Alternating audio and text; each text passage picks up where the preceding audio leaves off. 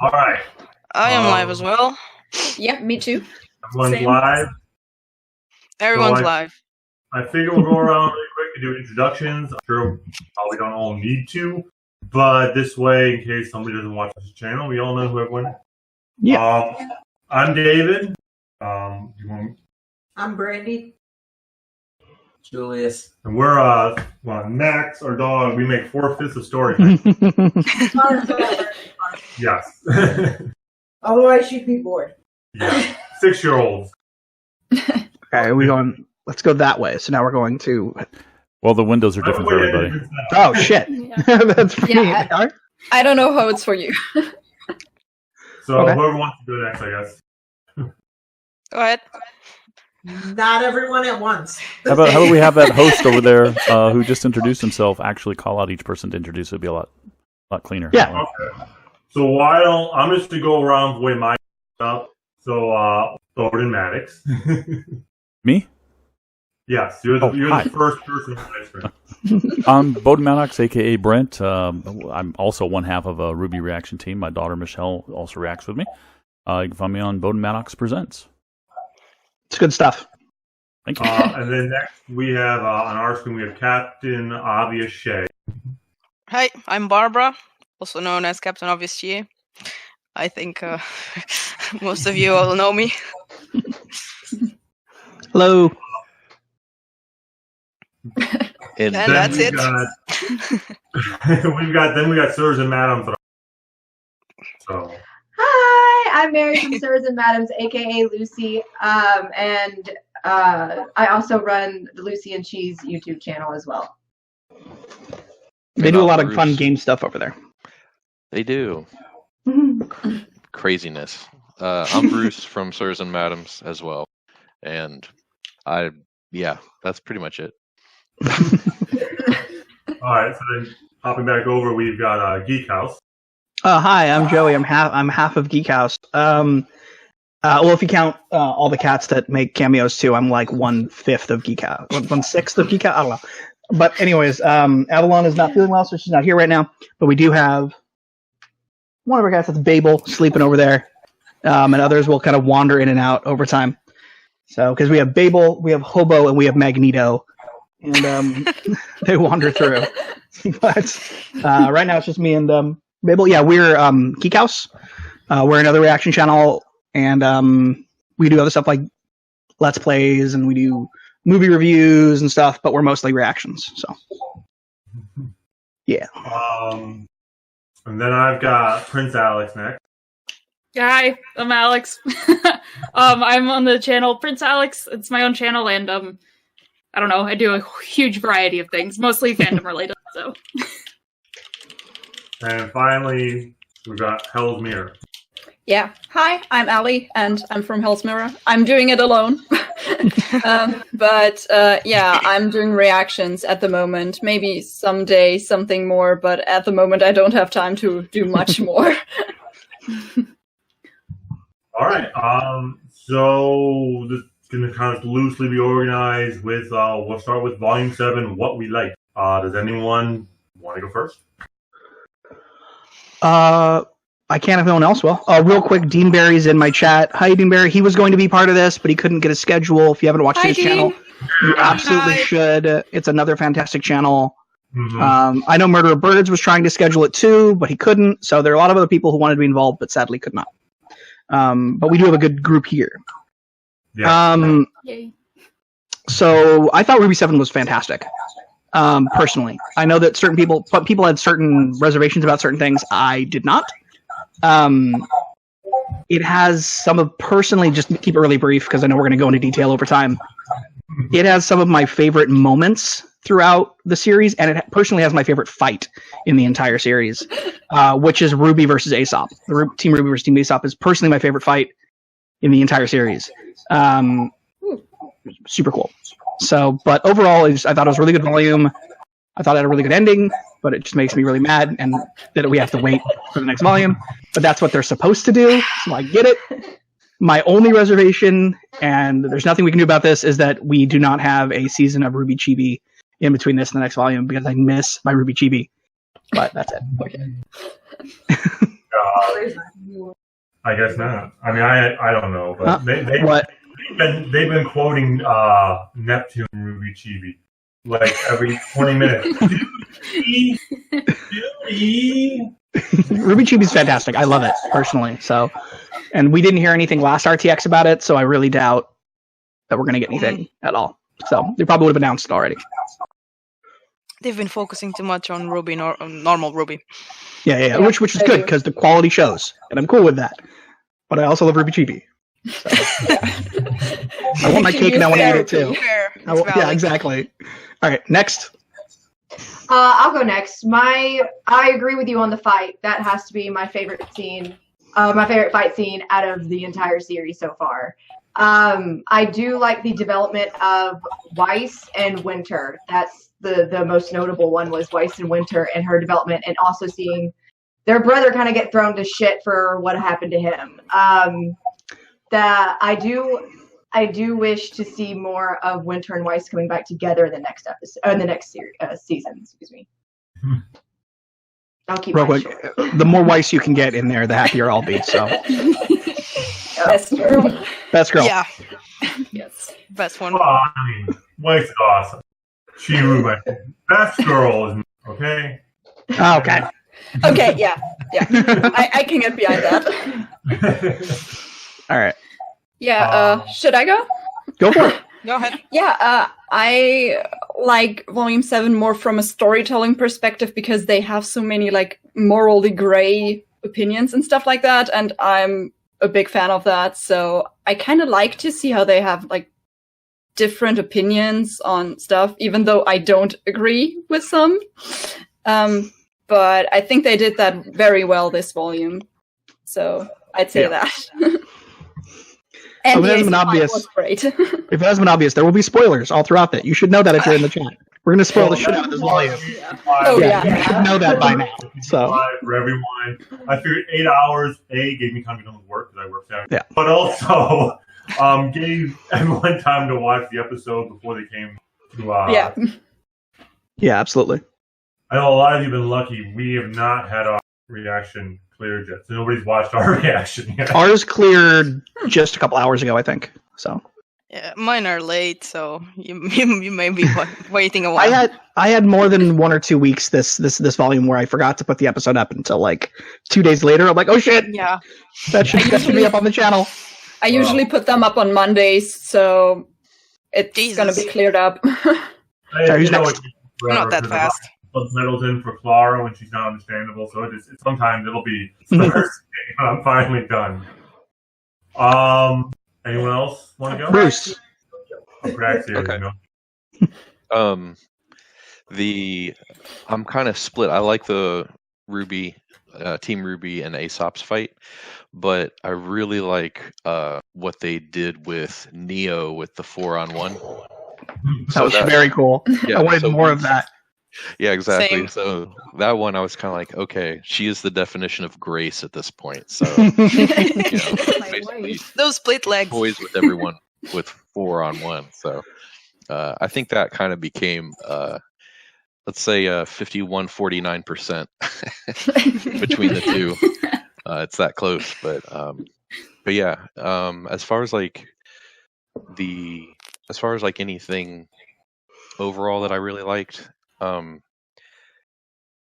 The pacing was really good because it started out kind of slow, but at some point in time it was the running down a hill and not being able to stop, and so those last 4 episodes or chapters really just kind of ran together real fast. Yeah. Yes. Someone in my chat said something about being a bit rushed or something like that, but I honestly don't think so. Yeah. Sorry if that's your opinion, but well, even the people who didn't like it, you gotta respect their opinion, unless they're dicks about it. Which case, whatever. Yeah, you can dislike something all you want. Don't be a jerk about it. That's all I ask. Yeah. That's literally the only rule in our Discord. Yeah, that's what we say in our that's what we always say, like when we end a video. We're like, comment down below, but just basically, be excellent. Don't be a dick, and you're welcome. I always say comment nice things, so yeah. I don't think it was rushed at all. It felt like the middle of a volume to me. Like volume 7 and 8 are like a big volume, and this one felt like the climax in the middle to me personally. It's like the first 3 seasons of She-Ra. It's just like should be one thing, but it's just sorry, no one else watches that probably. I watch She-Ra. I watch it. I just haven't watched since past season 2, and I need to catch up. Haven't watched it. You need First episode. It's one of my favorite shows. You should. Has anyone else not gone on describing their favorites of 7? Anybody? Or is it just me? I really liked. It's like probably a small thing that not a lot of people think about, but I really loved watching Penny and Ruby's relationship develop further. Oh, hell yeah. I noticed that with Ruby we see like all of her friendships and like her relationships with everyone else, but like Penny hasn't had anyone before Ruby. Like Ruby was her very first friend, so getting to see that again, and then seeing her become friends with Winter sort of too at the same time, I adored that. I missed Penny a lot, so I was really happy to see her again. Going off on that, something I really liked this volume was about Penny as well, is that they gave her a lot more of characterization, which was something I was missing in the past volumes, because I personally I didn't feel a lot when she died in volume 3, just because she didn't have a lot of screen time before, so I didn't get too attached to her. I mean, I was sad, but I didn't cry like with Pyrrha. And I think volume 7 gave her a lot of good characterization and a lot of more character to her. Going off on that. On Penny's death and not being sad about it, what happened for me was I started reacting to the show way late, obviously way after everybody else got into the show. And I had there were certain channels, I'm not going to name names, no one here, who happened to put really big spoilers in their thumbnail. So I had her death and I had Pyrrha both spoiled for me before I got to them. And they weren't quite the gut punches I kind of wanted them to be because of that. But that sucks. That happens. Yeah, it does. Like I've already seen thumbnails with Maiden Penny like already, and I'm just like, give people like a day. Come on. Well, that's bad. I mean, in hindsight, it's obvious, but still. I know. Yeah. I think Bowden still has to go. Yeah, I still have to go. Volume 7 to me, Volume 7. Yeah, and you have to go, obviously. Volume 7 wasn't my favorite volume, but for sure. But I think the animation was awesome. The pacing was good. There were some plot elements that I thought were dragged out a little too long. But the pacing towards the end was really good. Some people who say it's too fast. No, I would have loved the whole season to have been that fast paced. Yeah. Personally, my favorite fight, unfortunately, is not in this volume. It's still Yang versus the Bandits, Volume 5. Sorry, it's a great fight. That one was great too. That's a good one. But my favorite aspect of this, if I have to pick one, is probably Winter, and getting to see her again. That isn't a character short. Getting to see her in the main story. Getting to know her character more. Getting more character development. Finding out what her emotions are like. What her feelings are. She's got her loyalty is very important to her. It's number one, almost like it is for Ironwood, except and we saw bits of Ironwood having a lot of doubts and emotions and feelings as well, although he's kind of gone a little over the edge. But she's got all of that, but she's still very loyal. I mean, it's all summed up at the end when she tells them all, turn yourselves in, and then if you're not going to turn yourselves in, run. It's all summed up there. So I love Winter for this volume. There's something I want to say about Winter's development, but I'll say it after everybody's gone. So. Okay. So, I guess we're last. Fine. I'm a big Nora fan, so one of my volumes was Renora and the way they treated it, because it wasn't perfect. I mean, it was great, but what I love is sometimes you see this a lot with less skilled or more inexperienced writers. You get kind of two characters who are together, but they're not really main characters, because as much as I love Nora, she and Red, they're main adjacent. Jean's kind of a main character, but they're just sort of there for Jean. And so usually when that happens, you get characters who are just kind of, they're together and they're happy. But no one's ever happy. Even if you love the character. That's a hard way to put it, I think. That's a pretty extreme stance. What I'm trying to say here, aside from my foot in my mouth, is that even when you love someone to death, even when they're your soulmate, you want to be with them forever, you're gonna fight. You gotta work at it. Yeah, you gotta work at it. Yeah. When no matter how much you love them, you're gonna have little fights. You're gonna have big fights. You're gonna have, and so to see Renora have that realistic relationship. Clearly, they care about each other. I mean, you mentioned the Neo fight, the 4-on-1. Ren couldn't attack Nora because, couldn't attack Neo because she wasn't scared Nora, and he was like, "No, I can't." And then that messed with him a lot right after that. Yeah, I loved that. Yeah, it was very, very good. that was heartbreaking. So I really liked that level of detail in writing because it's something that a lot of writers sort of just they gloss over because they're so much worried about all the other aspects of their story that they don't. Because it's in the background. I totally get what you're saying. Yeah. So. You're like next in line. Oh, my love, my beautiful, my soulmate. Careful, she knows where you sleep. Tonight it's up. We know that much. Like the dog's bed, right? Did you share with me, Matt? Yeah, I'm going to share with you. I think my favorite was the moment when Oz came back and he was like, "I'm not the one who saved you. You saved us." Yeah. There's a lot of growth going on with Oscar that they're not really showing, but what they are showing, I really, really like. I liked when he punched Neo, which I love Neo now. That was a good moment. That punch was great. I saw a lot of people complaining about that moment. Apparently there was a miscommunication between the writers and the artists where like Oscar was supposed to come right around the corner and she was supposed to be standing right there so she didn't see him coming. But I still thought it was a cool scene. Yeah. But I think it was I see it as less like she's not fast and more like, is he really gonna try to punch me? This guy? Really? Yeah. So this kid. And I think what I didn't like was we didn't get enough Maria. Yeah, she was in literally like she was in like 2 scenes. Talk about a background character. Yep. Yeah. I was actually afraid they were going to get rid of her. But, yeah, me too. But they did need her to fly the plane. Right, they need a pilot. They needed a pilot. That's all they needed. Julius, you're last. Anything else you want to add in? What was your favorite part before we? She took mine. She took I told you I was gonna You say told me go first. I told you where I was going to say. Although I would add Clara, and she said her favorite part was when Oscar activated his special power when Oz woke him up. That was her favorite part. Oh, okay. Similar to yours. That was hers. So real quick, Avalon, what was your favorite? If you had to pick a favorite moment from the volume, what would it be? Silence. What was that? One second. I think it was Bryce visibly cringing from being asked to go dancing with Blake and Yang. Oh, her favorite, if you didn't hear that, it was Weiss visibly cringing when she was asked to go dancing with Blake and Yang. That was her favorite. That was her favorite moment. We're going to the movies.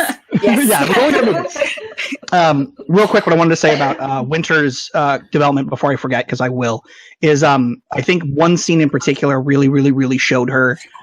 Good writing is when you can show a lot about a character without a whole bunch of exposition.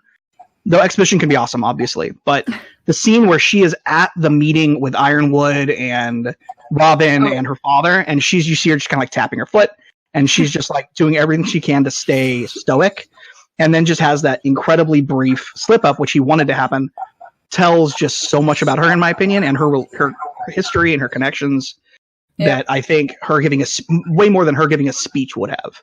Yeah. So I thought that was a very cool moment. And then the scene she had afterwards with Penny, any scene she had with Penny was pretty much gold. Yes. So I love that friendship. Yes. I'm sure it caused many ships to sail, but I thought they were cool. Are you kidding me? It's RWBY. Literally, there's literally a ship between everything, including inanimate objects. So there's a ship between RWBY and Crescent Rose. So yeah, exactly. That's what I'm talking about. Oh, yeah. Which honestly is probably the most realistic for RWBY. She does as love much as I Crescent love Rose. her Weiss, that's probably the most accurate for RWBY. Guns N' Roses. Yep, Guns N' Roses. Nice. Yep. So before we move on to the next thing, I'm just going to open up anything else that people like that didn't get mentioned. Did you guys want to chime in? I got one. I liked how there's certain characters who are kind of like, I don't want to say going crazy, but they're starting to lose it a little bit. And the voice actresses that were able to really convey that. Uh-huh. So like the most recent chapter was Cinder. Like Oh, her yeah. voice, That was amazing. like it was such a loud or such a like type of style that like Jessica's come a long way in her voice acting from Cinder's introduction to now. I definitely want to say that. Yeah. So and then Winter, same thing in this scene, kind of towards the end. Yeah. Like you could hear her breaking down, like and doing that convincingly and stuff like that. So over time, obviously everyone has gotten better and better at embodying their characters and doing what they're doing. But it was kind of like, okay, new bar is set. Yeah. Let's see where it goes from here. And I like the fact that someone mentioned earlier that 7 and 8 are supposed to be very much a part 1, part 2. Yeah. And it felt very much like an act 1. And so now we're waiting on act 2 of a kind of that longer arc. Oh shit, hitting the fan. In our in my Waiting. in my podcast, we talk a lot about we cover science fiction shows, and we could talk a lot about two-partitis, where a show that an episode that is 2 parts. Quite often, unfortunately, they suffer from two-partitis, where the first part knows it needs to get to a certain point to cliffhang, right, to end that episode. So the first part is usually not that good because it's a lot of padding, a lot of moving around because they're trying to set things up, but it's not very entertaining. But all the exposition. Yeah, all the exposition, all the development to get to that point. And then part 2 is usually just amazing. So I'm looking for Volume 8 to be just amazing, if this is the case. Someone in my chat just said Neo is best voice actor. And I did want to say that she does have a voice. She does have a voice actor in the video game she's in. She does. Casey. Yeah, it's Casey. Casey voices her, but she does all like the little like the little sound effects. But it's so she technically has a voice actress in the video game. I once had a headcanon that all songs are just like from Neo's perspective, narrating everything. Nice. There was one other thing I wanted to say, and I'm trying to remember what it was. Oh, yes. One other thing that really blew me away was the one scene we had with Weiss's mom, but in particular because it wasn't the relationship I expected her to have with her, and I loved that because they really could have easily done the really simple thing and make her mom as shitty as her dad. Right. But they didn't do that, and there's problems clearly with her mom, but her mom is not her dad, and they did that. They showed so much about her once again in a single scene, and why did Weiss hug her mom? Why? It irritates me to this day. Oh, that she did not hug her mom? She did not hug her mom. I mean, she hugs her sister. I think she runs and hugs her sister. Complicated. I still think things are complicated between her and her mom. Yeah. But like she seemed surprised when her mom. Yeah. Like she seemed surprised when her mom, obviously like had the camera and was spying on the dad, but she also like clearly trusts her and loves her more than her dad, who she will. She was very gleeful about you're under arrest. Can I do that? So. Oh, that reminds me. So Brandy was just chiming in. She agrees this is like an SVU episode. They take 2 minutes to get you all invested in the character and the relationship. Yeah. Right. Yeah. When we were talking about favorite moments earlier, the one that I totally forgot about until Joey was talking was when Winter basically told her dad, "You'll shut your mouth and do." Yes. It's like, okay, I'm on board. It's like I've been waiting for this for a while. He deserves it. Especially after she didn't come out of the jet after it landed or the truck until. Until he left. Waiting for him to leave, and she shows up. You missed your father. I wouldn't say I missed him. Yeah. Oh my god. Oh, also Winter with her hair down. We got that too. Oh, yes. I'm salty over Weiss not having her hair down. The courage of her to get back into that fight with her aura down. She knew her aura was down, but she fought a maiden with her aura down. Yep. Wow. Yeah. So good. She did that. All right, what's next? Well, so next, if we're all good, I didn't really like as much about the volume. because nothing is perfect. Without being too negative. Yeah. Well, as I said, you can dislike something and not be a jerk about it. No downers. Right. Well, I'm worried about being. There are a couple of reactors that I would be like, some rules, no attacking roosters. None of these reactor people are known for crapping on roosters. He's unfair. So yeah. I'm trying to think. Someone else go first because I've got not like I think it's perfect, but I'm like super easy to please. Honestly, it's hard. So, I'm the same way, Joey. I'm the same fucking way. It's like I'm trying to think of something. I have a few things. I have a few things that I want to happen, but they could happen in like volume 8. So I'm not like it's not that I dislike it. Like, I understand the pacing and not having it this season, and like I understand having it next season if we're gonna get it. But I would have liked the Bumblebee kiss this season, but like there was no appropriate plot point for it. That like it needs to be the perfect moment for it, and we didn't have one in this, and I didn't want it to be forced. Mm-hmm. So like I get it, but like part of me is still like, but oh, another moment that I thought was amazing because I can't think of anything bad. When Ironwood shot Oscar was an amazing scene. All right, a lot of people disagree. Yeah, well, I thought it was an amazing scene. So, but I think Ironwood's a great villain. So, I see him as a villain. I don't. No, yes. I think we've gone down that hole. More Raven and Ty. Yeah. I wish we had them more. But I understand, like, I'm the same way, like Joey. I understand, like, I don't want it to be forced either. But it was just, I wish we had just a little bit, and a little bit more of Maria. Yeah. I just don't see where it would fit. That's the same thing where I'm like, I want it, but now I got to think. Do I want anything? Someone else go. I only have one thing. I kind of wanted a little bit more of resolution with Whitley and maybe like Willow talking to him a little bit or something, but it may still happen. I don't know. Right. It still just felt very open when they showed him in the end, just running away. I have a big negative about this volume that isn't a case of I wanted something to happen and may still happen. It's a case of how things were done. And a lot of people express this negative, which is it seemed so forced. And again, we're going back to two-partitis. It seemed so forced that Team RWBY or RWBY, because somehow everybody was following her, took so long to tell the truth to Ironwood.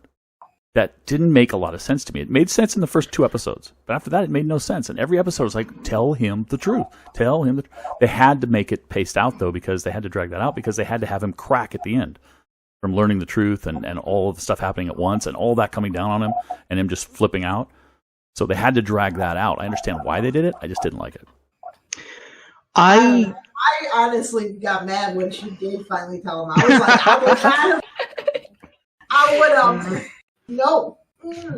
Like I can see that side definitely, but I can also, especially after almost every interaction they've had with a person in an authority position over the course of the entire series, especially people who seem like they're allies, I can see why she didn't, and then it was only out of desperation that she did. Like I think that her not telling him, I don't think that telling him would have made anything better. I think it would have added other things to him and other pressure to him, and I think he would have spiraled earlier. If she's like, BT dubs, we can't defeat her, and then he would have had a whole season to spiral, and it would have been even worse by the end of it. I don't think he would have necessarily put out the arrest warrants for them. I think if she had been I think he would have been depressed. Yeah, he would have been depressed, but he would have thought they were on his side. Yeah, still. I definitely see where you're coming from. The ones I can't see are the people who are like, her not telling makes her a true villain. No, but it's the same people who are complaining when they're like, how could RWBY, like, who are saying that Team RWBY were evil at the end of the last volume for stealing that ship and attacking all that stuff. And I'm like, I can't wrap my head around. But anyways, anyone else have things they don't like? I have one thing. They wouldn't have told them because they've been let down by almost every single authority. That's what I was just saying. Yeah, like literally all of them. Yeah, literally all of them. But also Ironwood was sorry. No, go ahead. But also Ironwood was already being a dictator, like back in volume 4 almost. Yeah. He was already being a bit too authoritarian. They've kind of presented him as semi-shady since his introduction. Yeah, I haven't trusted that man since volume 2. Like, he was doing Mantle super dirty. Why would they trust him with that? Yeah. I'm sorry. I think Alex wanted to say something. Yeah, the one thing that I'm bitter about, mostly about this volume, is that we didn't get I Burn Part 2. Because that broke the pattern of getting Part 2s for all of their original themes. And that was like the one thing I was looking forward to. And then they didn't play it, and I was like, no! The pattern! Maybe in the album. No. Yeah. Oh yeah, the music also kicked ass this volume. There were so many perfect scenes where like they kicked the music in at just the appropriate time, and you're like, yes. Like once again, the RWBY versus Aesop fight where like Yang and Blake land, and then the song kicks on. Yes. Or the fight in Gravity between Ironwood versus Watts, which was my favorite fight of the entire series until the next episode. But I'm like, that fight was great. Yeah, amazing. Caleb Hyles, I didn't recognize his voice in the beginning. Like when I watched it, I recognized that later in editing, and I was just like, holy shit, how did I not notice? I love him. Yeah, I screamed as soon as I realized it was him. If anyone watched my reaction video, you'll... I think I remember that. I didn't recognize him. My big complaint was that when they saw the new outfit, Blake's new weapon had a super long sword. And then she came in and her sword was regular. I didn't even notice that. Oh, my other issue is we didn't get a makeover scene. They just went straight for We didn't get any of that, and we didn't get fancy outfits. But they weren't there for a party. They were there in an official capacity, so I understand not designing all new models. It could have been like a Dance Dance Infiltration thing, like just for this one thing. Formal outfits. I mean, come on, Rooster Teeth. The more outfits you design, the more merch you can sell. Think. Exactly. The more cosplay. Yeah, exactly. Yeah. Avalon at RTX, she did Oscar at the most recent RTX. It was pretty cute. Interesting. She had like the short hair, so draw some freckles, and they could have actually given Yang a colored dress this time. Oh my god. Was that David? Yellow. Yeah, what were we saying? They had a missed opportunity there. They could have had another dance scene with Junior to distract Whitley. They could have some dance. Dean Barry says, my biggest complaint, not enough time with all of Team RWBY. I missed Blake. And like she didn't say a thing the entire last episode. It's true. We did get some cool moments with her, but they were all her and real just Yang or just Blake stuff. Which once again, where would you fit it over the course of those episodes? So at least as written. Obviously, if you redid the pacing, but I get that. I would have liked more Neo, but I was surprised we got any Neo because I honestly didn't expect Salem and Neo to show up until the next volume or like the last scene of this volume. So getting them like 4 episodes in or whatever, however many episodes in, I was pretty pleased. You know, one of the things that that kind of bugged me was so RWBY had her moment where she kind of broke down, which was good because she's been the most positive person the whole time, right? Yeah. And you want to convey that idea of like when the best of us breaks down, that's when you know we're in real trouble, kind of scenario. Yeah. But so my complaint isn't the fact that she broke down, but she recovered really quickly. And I don't mean like a few minutes, but like the second that he said, Ironwood said something about the lamp. Keeping the lamp. And she was automatically just kind of fine and said, I thought you said we could keep it. It's like, well, wait a minute. I think she'll have her moment once she has a moment. But it's been like... Exactly. I feel like it could have been just like hardcore repression. As soon as like there's like bigger problems to focus on. So it's like, gotta focus on that real fast. Yeah, I mean, they could have done it a little bit like slower, showing how she changes a little bit, like as if she struggles to focus on for a moment. That's maybe do a little bit more with her facial expressions or something. I saw somebody, I don't remember what reactor it was or if it was on Instagram or something because I'm not really on Twitter anymore because I just get spoiled whenever I go on Twitter, so I just ignore it now. But like, unless I'm posting that I posted a video, but someone made a comment about they were wondering why she had that, that Martha moment, if you want to use a BVS reference. But it was because someone said that Salem basically took away RWBY's like one really, really good memory and like kind of soiled it. by saying, being like, your mom said the same thing and I killed her ass is basically what she said. Yeah, twist the memory around. And twisting it and that really just kind of and I liked that. I like how they showed that though. Yeah, they should so good. I thought it was strong. Yeah. The sunrise or the sunset behind Summer and all that kind of stuff. And then the second they flipped it over, it was like the dark clouds and all that. About that scene though that we're talking about with Ruby's kind of breaking down. Can I back up? And am I the only one that thinks Ruby was really dumb for telling her enemy the secret that she had that her enemy didn't know she knew? It's like she wanted to pull on Salem and get Salem unnerved, but she was giving her an important secret in their war that she had that she didn't know Salem knew she had. I didn't think of it that way. You got to think of it this way: like she's a good warrior, but she's not a tactician. Yeah. She is kind of runs off her emotions, which normally works really well for her. The naive side of her. Yeah. That's really great. And it's actually the same point I always brought up with people complaining about the end of Volume 6, is that Ruby's kind of and John too, but they're kind of reckless. So that right there was kind of a stupid, reckless to do, but it's exactly what you'd expect her to do. A kid, they're some of the best fighters out there, if not the best, which they made a point of this episode.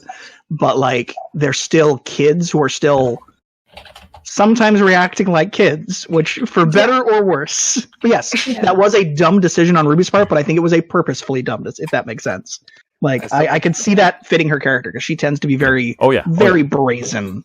As someone who teaches high school age kids and some early college age kids, it's very accurate. You see it all the time. Just throw all the kids under the bus with that statement. So who here still thinks that? Who here still thinks that Summer is still alive? I have. I think Summer's still alive. I wonder if anybody else agrees with me. I'm curious if I can do something like that. I'm 50-50 on that. I think she is. Does anyone else have any other complaints about Volume 7? We need more Tai Yang. That's it. Yes, I want Tai Yang. And Zwei. Yes, more Tai Yang. I want Tai Yang and Raven. We want Zwei. But I just wanted to say something. Yeah, go ahead. I just wanted to say something about Renora that I love it. But I think they could have done a bit more with it this volume. I felt like there was a couple of talks missing after the kiss at the rally. There was some parts they jumped a bit into being a bit more normal, and then having Ren being all. I think part of that is that they're not getting the chance to have that healthy conversation. Yeah. Because every time, because they had that moment, and then they had that the really funny conversation where it's who are they talking about again? I don't even know, which was really funny. The parallel. The parallel to but the fact is they had that moment, and then immediately there was the slaughter. And then they were immediately dealing with the next thing, and then the next thing, and then they had that. Yeah. Then Ren had the breakdown because they've never had a moment to sit down and have that healthy conversation, or just even the unhealthy conversation. They haven't had the moment to have a talk, which I think is also a build-up kind of thing. But more. Think there you want more. Been I get a moment between episode 7 and 9 or something. Because at the party Ren was seemingly normal again. Just a tiny conversation. That's what all I would have asked for Renora. Because other than that, I'm very, very pleased with it. Yeah, I'm chiming in for Brandy because she keeps nudging me to do that. Absolutely. She feels like what was it? That Bumblebee got more developed than Renora did. They honestly focused a little bit more. We saw more of their relationship, which wasn't even fully out there for us. It wasn't, and it was okay, we're getting back. That's what it felt like. Okay, I can see that. Someone, go ahead. I was just saying, I have someone in my chat who said that John says he wishes he would have seen more Faunus racism, which I can see that because we didn't see much of that. He says he would have preferred Blake be the voice of Mantle, not Nora. and I could see that, but that's also I also kind of see where like Blake stepped away from that being her fight. Like, I think that's kind of part of her development, is that like she's kind of, not that she doesn't care, but like that's just, she's moving on, so to speak. So I could see her why she's not the voice. Plus, it gave us some Nora development, which is something we've had like not much of. Yeah, Nora was in a situation that was similar to the people of Mantle when she was young. So I can see why she was the voice. Absolutely, yeah. But I do agree that seeing more Faunus racism wouldn't have been a bad idea. Yeah. We got a little bit of that with Marrow, because we could see his reaction to things, and like he got really upset, very briefly, but he got upset when he saw the Faunus servant at the house, and he's like, not a bad idea, I'm gonna patrol. So like, it was subtle, but it was there, I guess, if you were looking for it. But it wasn't like outright like being beaten up in the streets, no. I didn't even notice the thing about Marrow being upset about a Faunus servant. It must have been very subtle because I have no memory. Well, it was very brief. It was Crow. Looks. Yeah, it was Crow turned down the alcohol, and he was like, "I'm going to go for a walk." And then you saw Marrow kind of look, and he looked at the Faunus specifically, and he's like, "Not a bad idea." And then he like went off because he's mentioned a couple times about like the mistreatment of Faunus. Like he's pointed out situations about it. So it just seems like it was there, but it was kind of shown through his reaction to things and not seeing Faunus in cages and shit. So yeah. I think it could have worked with both Blake and Nora. You know, like a Faunus and a human perspective on the discrimination of Mantle, because Mantle isn't just Faunus. Obviously, the people discriminated there are also humans. So it did make sense to me that it would be Nora as well. Because Nora is the one that's been the homeless one, and you know, the one that suffered the most with that kind of stuff. We never got the Nora backstory. I promise this volume. I wished. I was so expecting it. Yeah. All right. So next. So we're moving on. I think it was Brett that said Summer's alive. What was that? That Summer is still alive. Is Summer still alive? Oh yeah. I think she is. I don't know where she is. I don't know if she's in a cell in Salem's Place or her eyes are gouged out. I don't know. But we've never seen her body. Nobody has talked about her actual death. We've had Salem in this volume just hint that she might have killed her, but nobody actually showing us that in flashbacks. All the flashbacks are her alive. There's no body. We saw Watts alive, even though we thought he was dropped into lava. I mean, I don't think she's dead. Yeah, because RWBY they've specifically mentioned that she never came back, and so like the grave is more like a marker. It's like not an actual body. So that is a good point. Yeah, she could absolutely be alive. And they get really uncomfortable anytime she mentions it, and it's they don't get that uncomfortable when people mention death around them. They've seen death, they've dealt with death, but every time that she mentions it, Crow kind of like stiffens up, and then Oz doesn't want to talk about it, and stuff like that. You kind of notice too. So this is something that all right, so we have Summer's supposed death, not kind of sure, and a lot of people will default and say, well, we were told that she was dead, but the person that said it was Jeff, if I remember right. Yeah. But Jeff's not a writer. Right. I also think Jeff's the one who suggested it, maybe. Like he writes the songs. Yeah, but so he's a writer. Exactly. I actually didn't know who you were talking about at first. I'm like Jeff.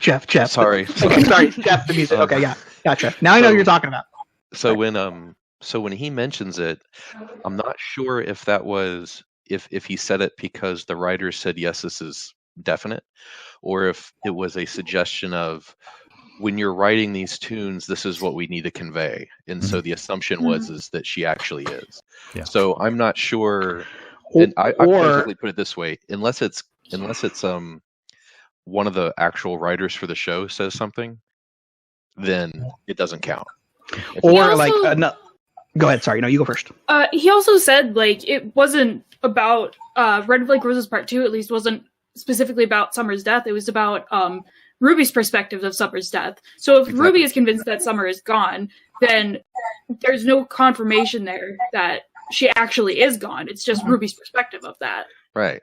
So it's the influence of approach this song this way.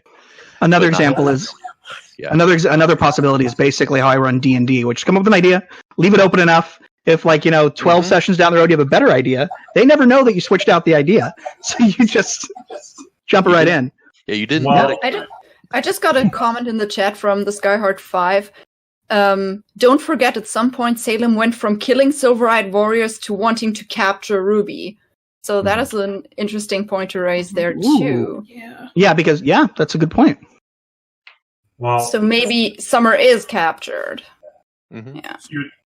Again, because we're in theory, I think Summer got captured, and if one of the things Watts was working on grimifying people, and what if he grimified Summer, and then Salem eventually sends this brainwashed, grimified, silver-eyed warrior after Team RWBY, and that's how she gets reintroduced into the series.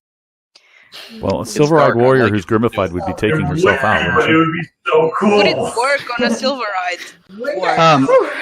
Real quick, John Johns just said in the chatting, and he said, Monty animated the Red trailer and RWBY at a grave marker because he felt that all great quests start at a grave. It was Jeff Williams who suggested that it was her mother, and then it became her mother, I guess. So, that's pretty neat. So it wasn't planned from the start. No. Right. Yeah. Someone's like, absolutely not. But someone's like, if Summer comes back, that means anyone can come back. Adam back, and God, I hope not. But I'd be happy for I'd be cool with someone's like Torchwick could jump out of the mouth of that grim whale. Yes! I'd be cool with that much more than I would be cool with Adam returning. He suited his storyline purpose. He's done. Torchwick returning would be great for Neo. Right? Yeah. And then her and Torchwick just kill the fuck out of Cinder, which I'd be sad to see Cinder. I'd be really sad to see Cinder go because I love Jessica, but I mean, come on. Cinder has exceeded her stay. Unpopular opinion. I don't like Torchwick. Oh, I thought he was great. I mean, he's very early RWBY, which take that as you will. I wouldn't want. But I think I don't seriously want him back. I'm not campaigning for it. But I wouldn't be too pissed if he showed up. Because we don't get him in RWBY Chibi because we have no RWBY Chibi. I mean, I don't think we're gonna get him anyways because isn't that dude not with them anymore? Yeah, right? he's with HBO now, right? Yeah, there was a big thing about him, and he's not really working with Rooster Teeth anymore. So that's not going to happen. Unless, they can recast him. They did it with a very, very good new Crow, in my opinion. So grimify him, and he only speaks in growls. Well, no. He needs his lines. He needs his one-liners, and his self-censoring. David has something. So, we have a comment from Game Guy, who I'm pretty sure Game Guy from the Discord. Yeah. He was saying in our chat that he thinks that Salem was having Watts experiment on the Silver Eyes to either learn how to neutralize them or how to collide. Not a terrible idea. I mean, I could see that. There's so many different storyline directions they could go right now because it's so open for a lot of things. I hope that we see. What's that other continent? Vacuo. I want to see Vacuo at some point. That's the one we haven't seen. Volume right? 9. I want to see. Yeah, I want to see Volume 9. Yeah, that's right. I have that novel, and I haven't actually read it yet, but I want to. It's just sitting up there with my 30 other novels I haven't read yet. Amazing. I kind of ordered it while pre-ordering the second one, and it still didn't come. So maybe it's just coming with the second one. No. I don't know. I know the basis, and I really want to read about the awesome and all them, but I have not read it yet. Well, I don't think I have a. No, sorry. I was just saying I don't think I have any complaint about the novel. Yeah, I'll definitely like it it. at some point. What I think would be really cool is to find Summer was from Vacuo, and she left school in Vale, but she left behind maybe her dad, who could be the grandmother or grandfather in the Red Riding Hood tale, maybe somewhere in the Vacuo. Oh, that'd be cool. Ooh. Tying more back into that. Could be cool. That is not a bad idea at all. That'd be pretty cool. Yeah. 1 second. I've seen Avalon. Is there anything in particular you really want out of the next volume?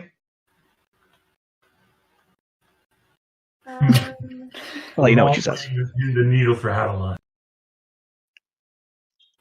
I'm sure she's trying to think up a snarky answer. 1 second. Mercury and Emerald. Oh, sorry. Those are the best. Snarky answers. What is that like? Shock's gonna have a complete 180 and end up being a really big badass in the fight against the bad guy. No. I don't know if you overheard that or not. I just want to like the Schnee kids visiting him in jail, and just like. What was that? Huh? Wimpy? I can't remember the brother's name. Whitley, not Wimpy. But I mean, sure. I'm actually really curious to see what they're going to do with him, and I really liked that about with us. Thought that was great because he is a kid. You know what I mean? Yeah. But what about I don't Whitley? know. I like his character. Oh, Whitley's going to die protecting Whitley. Yeah, and then he's gonna turn out to be a total badass fight against Salem. Okay, all right. We'll see.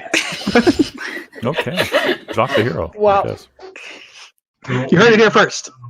We have another theory in our chat from the Red Fox saying, I've got this crazy idea, but at this point it might happen. What if Raven helps Crow escape from arrest by...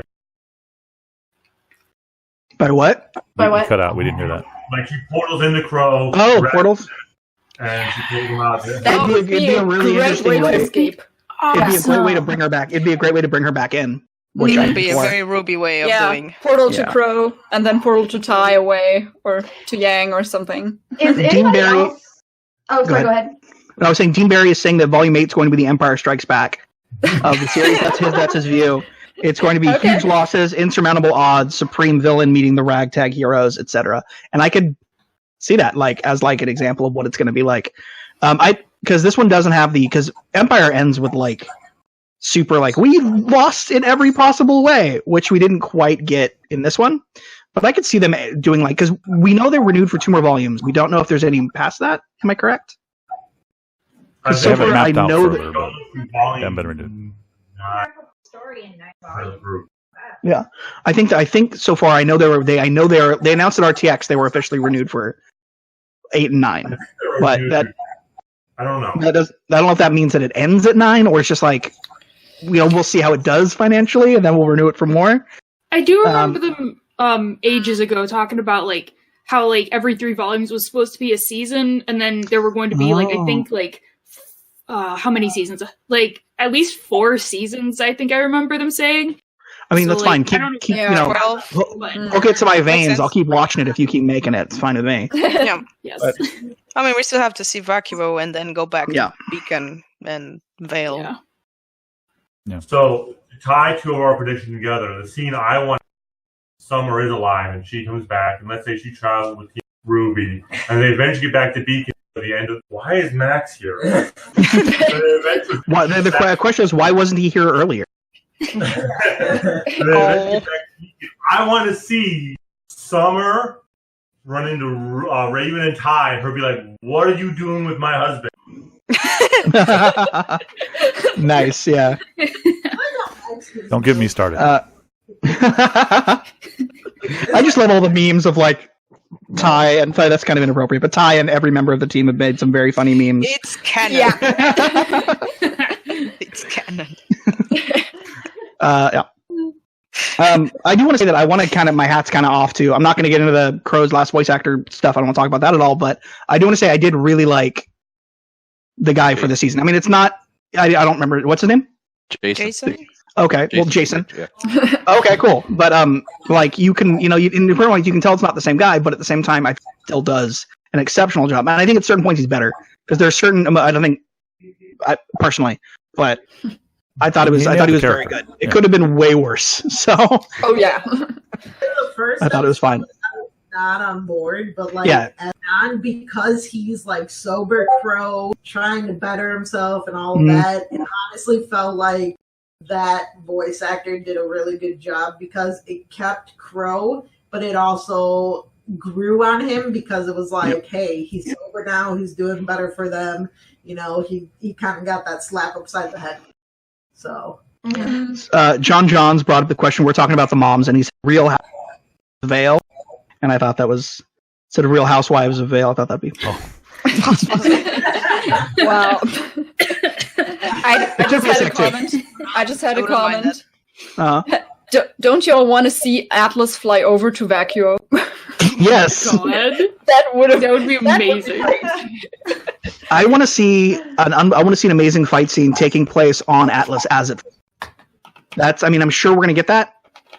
I don't want Mantle to get smushed, but I want to see that amazing kind of fight as it falls. I think that'd be pretty. I have a question for the beginning of the volume. Yeah, Avenger style. Yeah. Yeah, Avenger style. I have a question for the beginning of the volume. Yeah. Okay. A lot of reactors and a lot of fans have I think incorrectly, made the assumption that Team RWBY and the people on that ship are departing the area. But they made a real big point of I think it was Yang calling out your huntsmen, your huntresses. You don't run from a fight.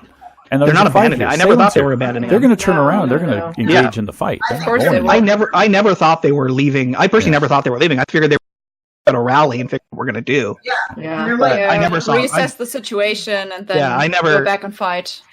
I think anyone who thinks that, I think. Whale. Yeah, I think anyone thinking that is like kind of forgetting. Exactly. Everything they've been saying this entire season and kind of who Team RWBY is. Like, they might have a moment where maybe someone breaks in the team and they're like, we should just run. But that won't last. You know what I mean? They're going to shake them out of it. They'll have a real emotional moment. I do wonder if that's going to be like Neo turns into Pyrrha and then Jean just like fucking breaks. Oh. I worry about that. I was waiting for that. Yeah. Oh my god, that would crush the fucking audience. Are you kidding me? Yeah, I would break. As soon as I saw Nora. We're not over that shit after like how many seasons? We're still not over We're that. never going to be over it. But okay, one question: do you think Neo will turn on Cinder in Volume 8? Oh yeah, absolutely. I want her to so bad. No, it's like no question. She's that last scene just. I think what Neo wants to do is she wants to take out RWBY and then she wants to take out Cinder. But obviously, it's not going to go that route because they're not going to kill off RWBY. But I do think she's going to turn on Neo. Cinder. I don't think she's going to give him a good guy. Cinder. Yeah, 100%. I want her to be like. I really want Neo to turn into like an anti-hero. So yeah. Mm-hmm. Yeah. Even if she wasn't going to change, even if she had decided she changed mind with the team, I think at this point she should turn her simply because she is tired of being disrespected. Avalon says, "So you say they're totally going to kill off RWBY." So that's her next theory. Oh yeah, that's RWBY too. Sure. Oh, those crackpot theories. David, I think David's right though, because you got Neo is basically sick of Cinder shit at this point. Oh yeah, absolutely. Yeah. Oh, yeah. Absolutely. That look on her face when she took the lamp from her, man, it's like, come on. She didn't even say thank you. She just took the lamp and walked away. Yeah. I mean, Roman actually like probably recognized he cared for her, like in his own weird Torchwick way. But he did. And Cinder's just like, no. Yeah. She's just using her. Yeah. She's a tool. Yeah. Yeah. So again, Red Fox is saying that he's turning on Aiden. What was that? You were cutting out. Oh, I'm sorry. We have another comment from Red saying that he thinks they should just go. Turning around is a bad idea. They have the they do have the Winter Maid, but they're not. I mean, there's no way they're turning around. A lot of innocent people. They won't leave. That would be the smartest move. They're not going to do it. John says, and I have something I want to say about this. He says, only problem I have with Neo killing Cinder robs Jean his opportunity for revenge. And I don't think he needs that opportunity for revenge. I don't think that's the direction his development should go. No. Because that doesn't seem the way he's focused. And he did at one point. Yeah, I know he did. And a couple volumes ago, he had that like whole, I'm going to make you pay. But then I think that also kind of shook him out of that. And I would like to hope he's moved beyond it. Yeah, especially after being at Kira's statue. Yep. That scene totally did it for him, I think. I think it would be kind of like Jamie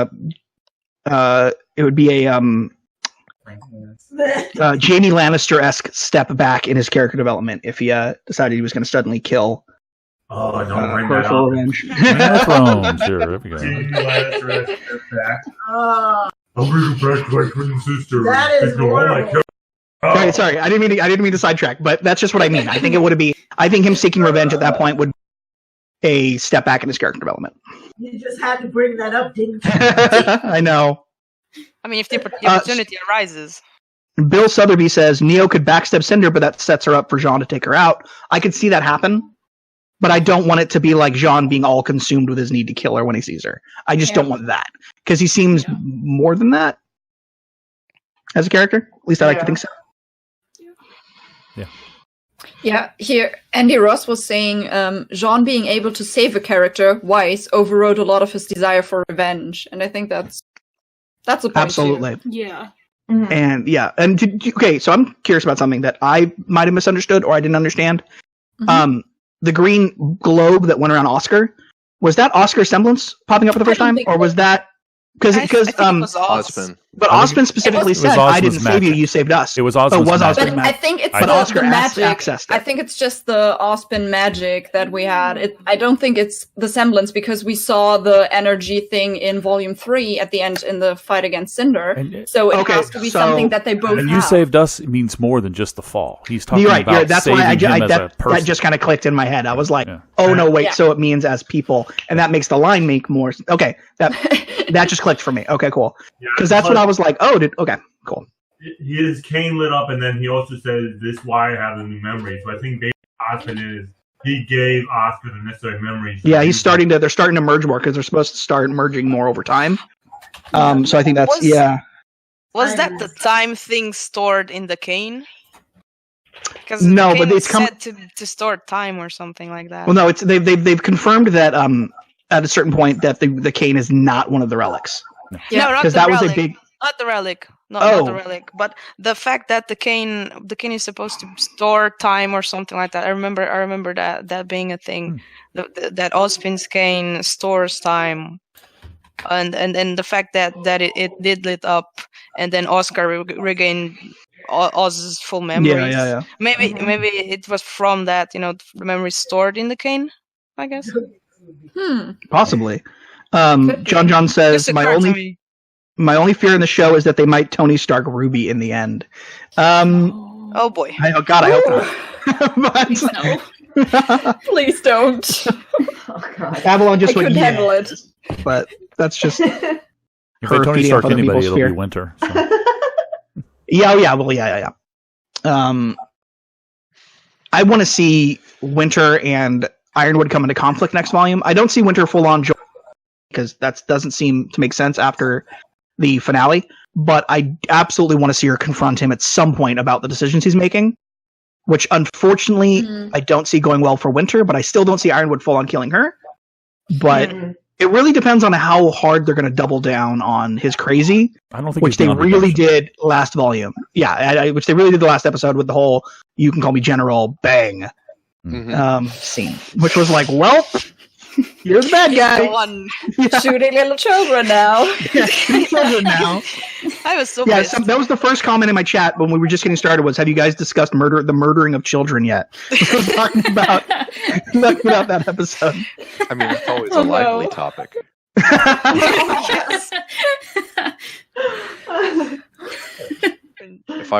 If you were one of my men, I'd have you shot. There you go. Yep. That's a good point, Coix. Oscar activated it, but the shield itself is another sign that Osman and merged. Yeah, cool. Merged, yeah. Awesome.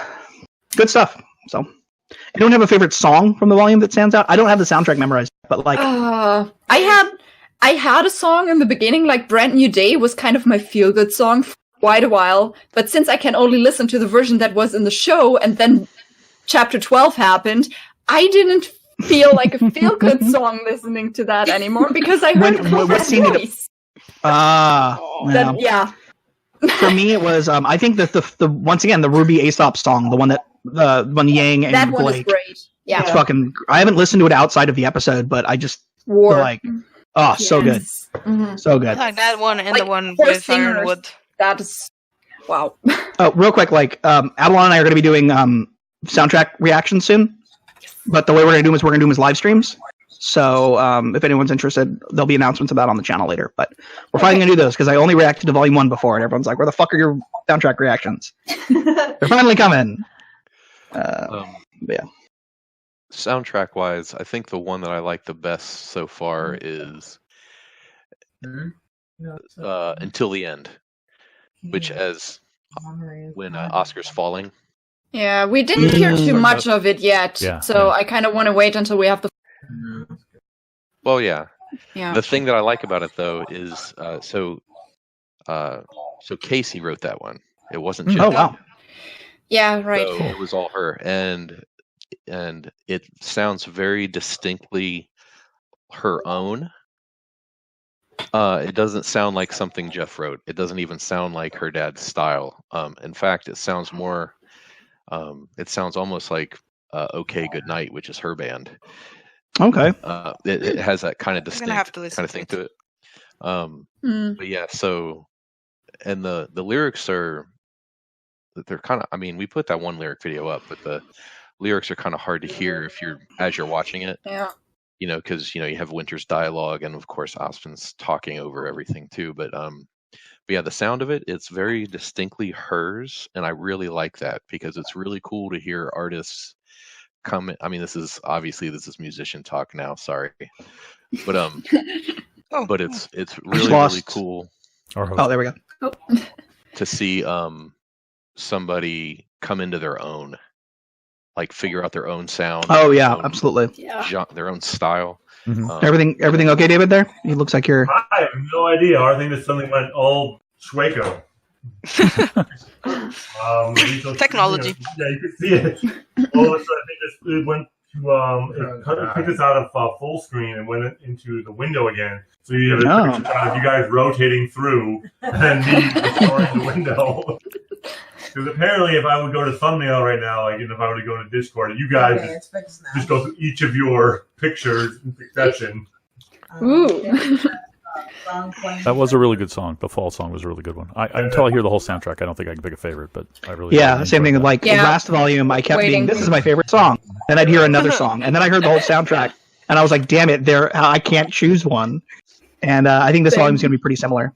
So we have they're always songs better for different occasions. So I would have put them into categories probably. Just what's up, David? So Shannon Hollis, who I'm not sure is the same Shannon or not. It is. She said her favorite song is the one that played during the Renoric. Oh, okay. Oh, I forgot that one. Oh, I think I was just so distracted by the. Yeah, I over help. Yeah. I was just fangirling the whole time, so. The song also that kicks in every episode, whenever they have one of the lyric songs kick in, like in Gravity when Ironwood like first shoots himself back up and that song kicks in, I was like, oh hell yeah! Like the scene instantly goes from being good to great, and it's just amazing. Yeah, the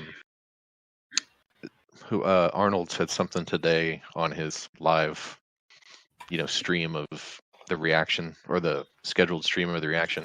Mm-hmm. And I feel like this is the only time that I've ever contributed to the RWBY thing at all, but he actually called the maiden quartet of the four, because there's the four vocalists, but he had said something later about that. And that's awesome. I couldn't put, when I made the lyric video, I couldn't put all their names in the title because it would just eat up all the room. So I just named it the Maiden Quartet. And of course, the first thing that happens is everyone's like, oh, I don't think the song's not about the maidens. And I'm like, oh, God. Like, let me explain this real quick. It's like sometimes you name the ensemble that has nothing to do with the thing. So I forget one of the vocalists, I'd have to go back and look because I'm really bad at names right now, but saw that and said that they really liked the name of that too, and I was like, cool, I contributed for once, Fangirling. Great. It's like, great, that'll be the first and last time, so we're good. So pessimistic. Red says that they want to hear the song that plays when the fight between Team RWBY and the A-Style, not War, but the instrumental that plays before. Oh. Ooh, yeah. That was good too, yeah. Mm-hmm. Me personally, I love the instrumental piece. I can't think of like any songs that I didn't like, so I guess that's a good sign. But there really is a song where I'm like, I don't like that specific song. Like they all suited the scenes they were in, and I have to sit down and actually listen to the soundtrack, as I said before. I can be like, I like that one, I don't like that one, whatever. But pretty sure they're all great because they pretty much always are. So once they release the soundtrack, I'll put it on my gym playlist. I'm not kidding when I say Oh, go ahead. I'm not kidding when I say that RWBY is literally the only thing I listen to, so I'm very excited to have some more stuff to add to that. Yeah, I have a really big playlist, but every few songs there's a RWBY song just because there's so many of them.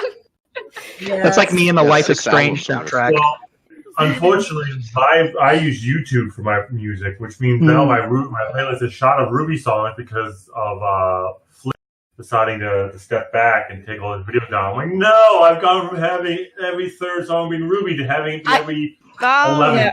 I noticed that yesterday because I was binge watching all the volumes during the last week with my friend who just started, and I was showing her a few songs, and I was just like, "Where is the Flint version?" Oh yeah. Yeah. Nah, Yeah. I use Spotify, so I only get it once it's released as like an official soundtrack. So. Yeah. He and I talked about that, so he's good. But yeah, we had a brief discussion about that. As for the Volume 7 stuff, you'll be covered. We're gonna be like living with my password number. Well, you'll probably do it right. Maybe. We did lyrics. Yeah, well, soundtrack reactions are always a little bit easier when you have lyric videos. Yeah, so yeah. I don't know Especially how long if I you're want to not wait. If you're not a speaker. Actually, if you're not a native speaker. Oh yeah, I can only imagine. Definitely. I can only imagine. Don't worry, it'll get covered. Thank you. Thanks. That conversation has already happened. Don't worry.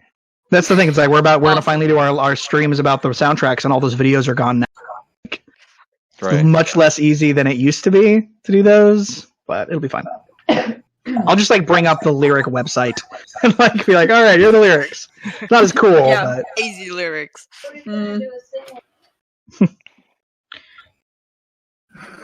So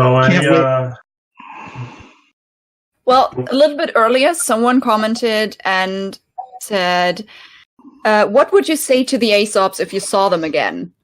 I thought that would be a really interesting question. Just like, I would probably ask Harriet what is up with you? Because Harriet just went crazy too. well, so did the woman with the hammer. Whose name? Yeah. She did too. She lost her shit too. Elm honestly, felt really betrayed. Yes. Yeah, the main one who was like, "What the fuck?" was Marrow, who's best boy. So it makes sense where he was like, "Stop it!" Like, that's just being chimed in out of nowhere. Like, what do you guys do? Who's your favorite Aesop? Marrow. Oh, Marrow. I think Harriet. I think Harriet has one of the coolest character designs of the entire series.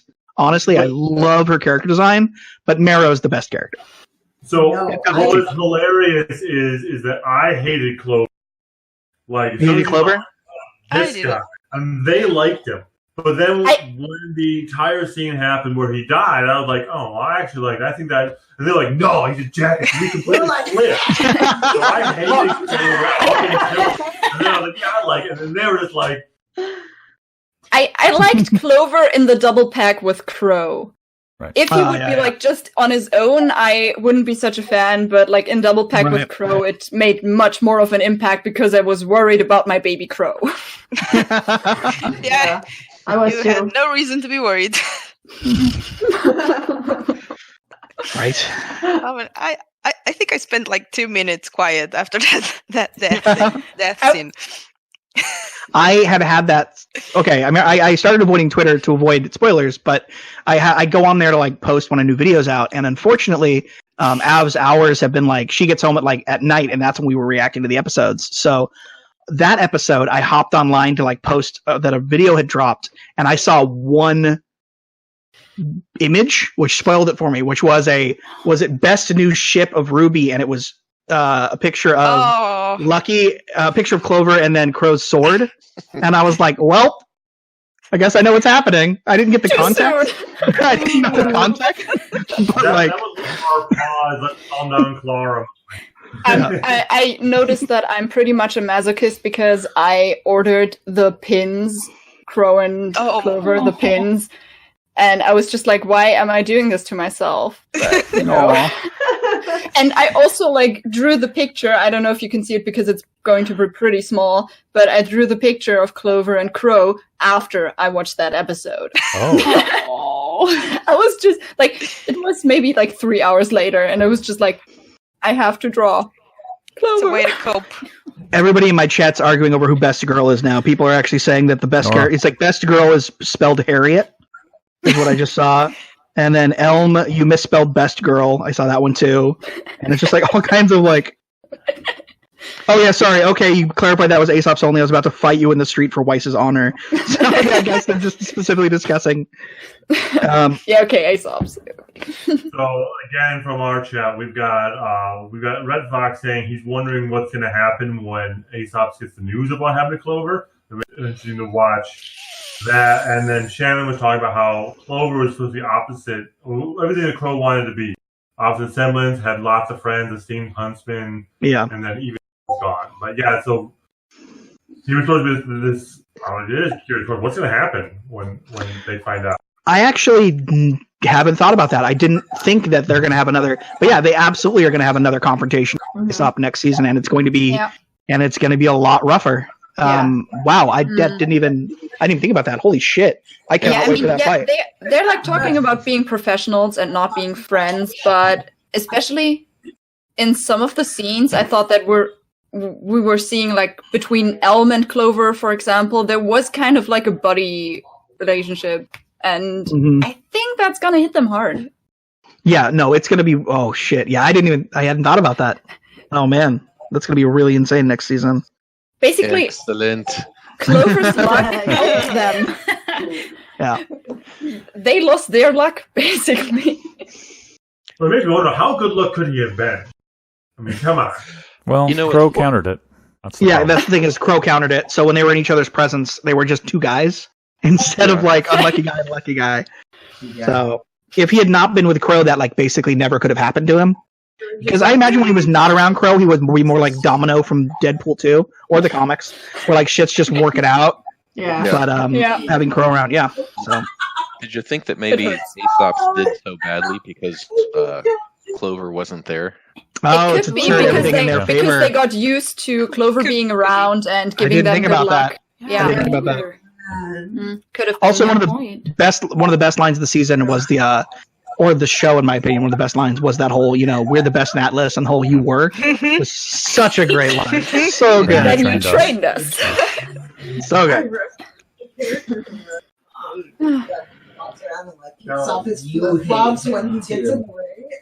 More wrestling references. Oh my god, wrestling. That's okay. We have to deal with Matthew talking about Lord of the Rings all the time. So, like every RWBY reference has something to do with Lord of the Rings. Okay. Doing reactions alone doesn't do that to you. Every reaction has something to do with I only have my dogs. But maybe that friend that I binge watched RWBY with could join me in Volume 8. So cool. Hey, there you go. Oh. Yeah. We had one other person join us for Game of Thrones, but he hasn't joined us for anything else. So, sorry, but he's not caught up. He's only seen up through Volume 3 of RWBY anyway, which I made him watch. So that's what true friends do: make people watch RWBY. Yes, yes, I have spread it all over. They make you sit down, Clockwork Orange style. Yeah, nice. Nice. Yeah, entirely this entire last week was just like, okay, you're gonna watch RWBY now. When I actually, way back on the channel before I started RWBY, we actually sat down a couple years back or whatever, and we sat down and we were like, all right, we're gonna film a reaction, and we filmed episode 1 with no context really, and we were like, no, we're good. We didn't like it. We were like, we didn't know the backstory or like any of the development or anything. Yeah, so we were like, we didn't even put it out. We recorded it. We were like, not for us. And then like way later, I was like, you know what? I need more content. I'm going to react to a couple episodes on my own, and just on my own. And I just fell in love with it. And then eventually got her. Yeah, eventually got her to react it. And I know people can you back then. People can argue whether RWBY's anime or not. I'm not even going to get into that. But I'd always avoided anime until I started watching RWBY, and now I really, really like it. I'm watching a bunch of shows now. So gateway drug. It is. I was about to say that. Yeah. I remember when you started saying that in your reaction. Get out of my head, Barb. Sorry. Damn it, Barb. I guess Game Guy was tuned into the Reddit Aesop's AMA kind of thing they did. And he said that Clover's voice actor said that he was so nice to Crow. Clover was so nice to Crow because he had once also had that self-hating move. Which makes me wonder that the Clover's voice actor said that Clover was so nice to Crow because once Clover hated himself in the same way. Oh, interesting. Interesting. So it makes me sort of wonder, like, maybe he used to get used a lot for his good luck. Like, nobody really liked him for him. And they just kind of was like, hey, let's keep you. Come on, I'm betting on the game, or, I don't know. Yeah. Or okay. people resenting him. Yeah, absolutely. Or struggle is what makes us who we are. Out. And without struggle of a good luck. When you're a good luck Did person, anyone- you have no struggle. You look back at life and say, everything's been given to me. My luck is just giving me everything. I'm not earning anything. Did anyone else see the on Instagram? Aaron Zek was doing she kept redoing the filter, trying to get Blake. She kept getting everybody but Blake, and she did 20 times. And then the guy who made it was like, Mad Dr. Mark or whatever was like, crap, there was a glitch. I'm going to redo it now. And then she did it again and she got Blake. It was pretty. She kept saying, she's like, there's no Blake in here, is there? Yeah, and she kept, and then she started getting, they fixed it, and then she just started getting the dark-haired ones that weren't Blake. And then she's like, all right, I'm going to pull my hair down. What about now? All right, now what about this? And finally she got Blake, and she was very happy. She put on the ears, the headband with the ears. Oh, is that what? Okay, that just does it for you. I agree with you, John Johns. There's a couple channels like that. John John says, I wish Married to the Real Life with RWBY, they trailers. There's a couple channels that I follow. They did just the trailers, or they did an episode, and they never came back to it. Right. And it's the first, and there's a lot of shows you say you can't judge a series on the first couple episodes or whatever. And I still love the first early seasons of RWBY, as I'm sure pretty much everybody here does. But for somebody who's used to modern day, current technology and current stuff, it's a hard thing to approach unless you have an idea of what you're getting into and what it's going to be. Yeah. So I can see why some of those channels didn't, but I'm always sad when I see somebody walk away from it now before they really can enjoy it. Because basically give volume 1 up to, I think it's episode 8 or whatever. And if 8 doesn't hook you, the fight with the Nevermore. If that doesn't snag you, walk away. Yeah. But seriously, watch up till episode 8. What is that what's that 45 minutes out of your day to get to episode 8? That maybe an hour. And I think volume 1 is an hour. Yeah. Volume 1 is an hour and 40 minutes. Yeah, something like that. Yeah, I think Cesca would like it. Yeah, because there's a full version somewhere. I think they put it. Rooster Teeth has it on their. The Rooster Teeth has them on their channel. Yeah, I think it's an hour and 40 minutes long. Mm-hmm. Yeah, not much time, to be honest. It's a movie. Yeah. Kowick says, I think both Tyrion and Crow were better fighters than Clover was. I feel like Clover relied on his luck semblance to help get him through fights. Yeah, and he was only a good fighter because his good luck kept kicking in and making him move better, super effective. So when he was up against Crow, obviously, he didn't have that. Also, Married to the Real was turned off by Rooster Teeth's slow response to their block. That is a hard thing to deal with at the beginning until you get used to it. I can see that. Yeah. And I know another channel is might not continue because Rooster Teeth monetizes everything you put out. Mm-hmm. Pretty much you're not gonna, which is so she might not do it for that. But I get that. But that's we make our money off Patreon anyways. It's YouTube pays nothing. So I only started making money with YouTube and stuff. So we I'm make not there money yet. off YouTube, but it's not money off YouTube. Yeah. Patreon though, we can get through that. But you can't get that much. Yeah. I have a question for this group. Because we're talking about people getting into RWBY now and giving up and stuff. I got into RWBY because I was a big Rooster Teeth fan the whole time. I mean, I've been a Rooster Teeth fan since 2003. And RWBY came out, and I knew that some of the voice actors were people that I knew their personalities from the live action stuff. So I really got into it, and I stayed with it throughout that. I'm curious of this group, who were Rooster Teeth fans before they found RWBY? I watched a bunch of RWBY way back in the day, when it was first coming out. Yeah. And I watched maybe a season of it, and then I kind of forgot Rooster Teeth existed up until RWBY. So, but now I'm a huge fan, and now I watch like all. But honestly, I love RWBY. My favorite show they do is probably like Always Open, and then the one that John hosts, where it's like a ridiculous game show on the spot. On the spot. But then I love RWBY and stuff too. But like and Genlock, everything they do, I'm a huge. And their side channels, like I love Funhouse. I love just as like the megacorp that is Rooster Teeth, which is owned by the megacorp, which is Warner Brothers. I quite like all their stuff. I'm all out. I quote that like 24/7. I actually yell out the door when he goes to school because we watch the Achievement Hunter animated, and he'll be leaving the house and it's like 6:30 in the morning, and I'll poke my head out the door and I'll be like, meow meow motherfucker. My neighbor. Yeah.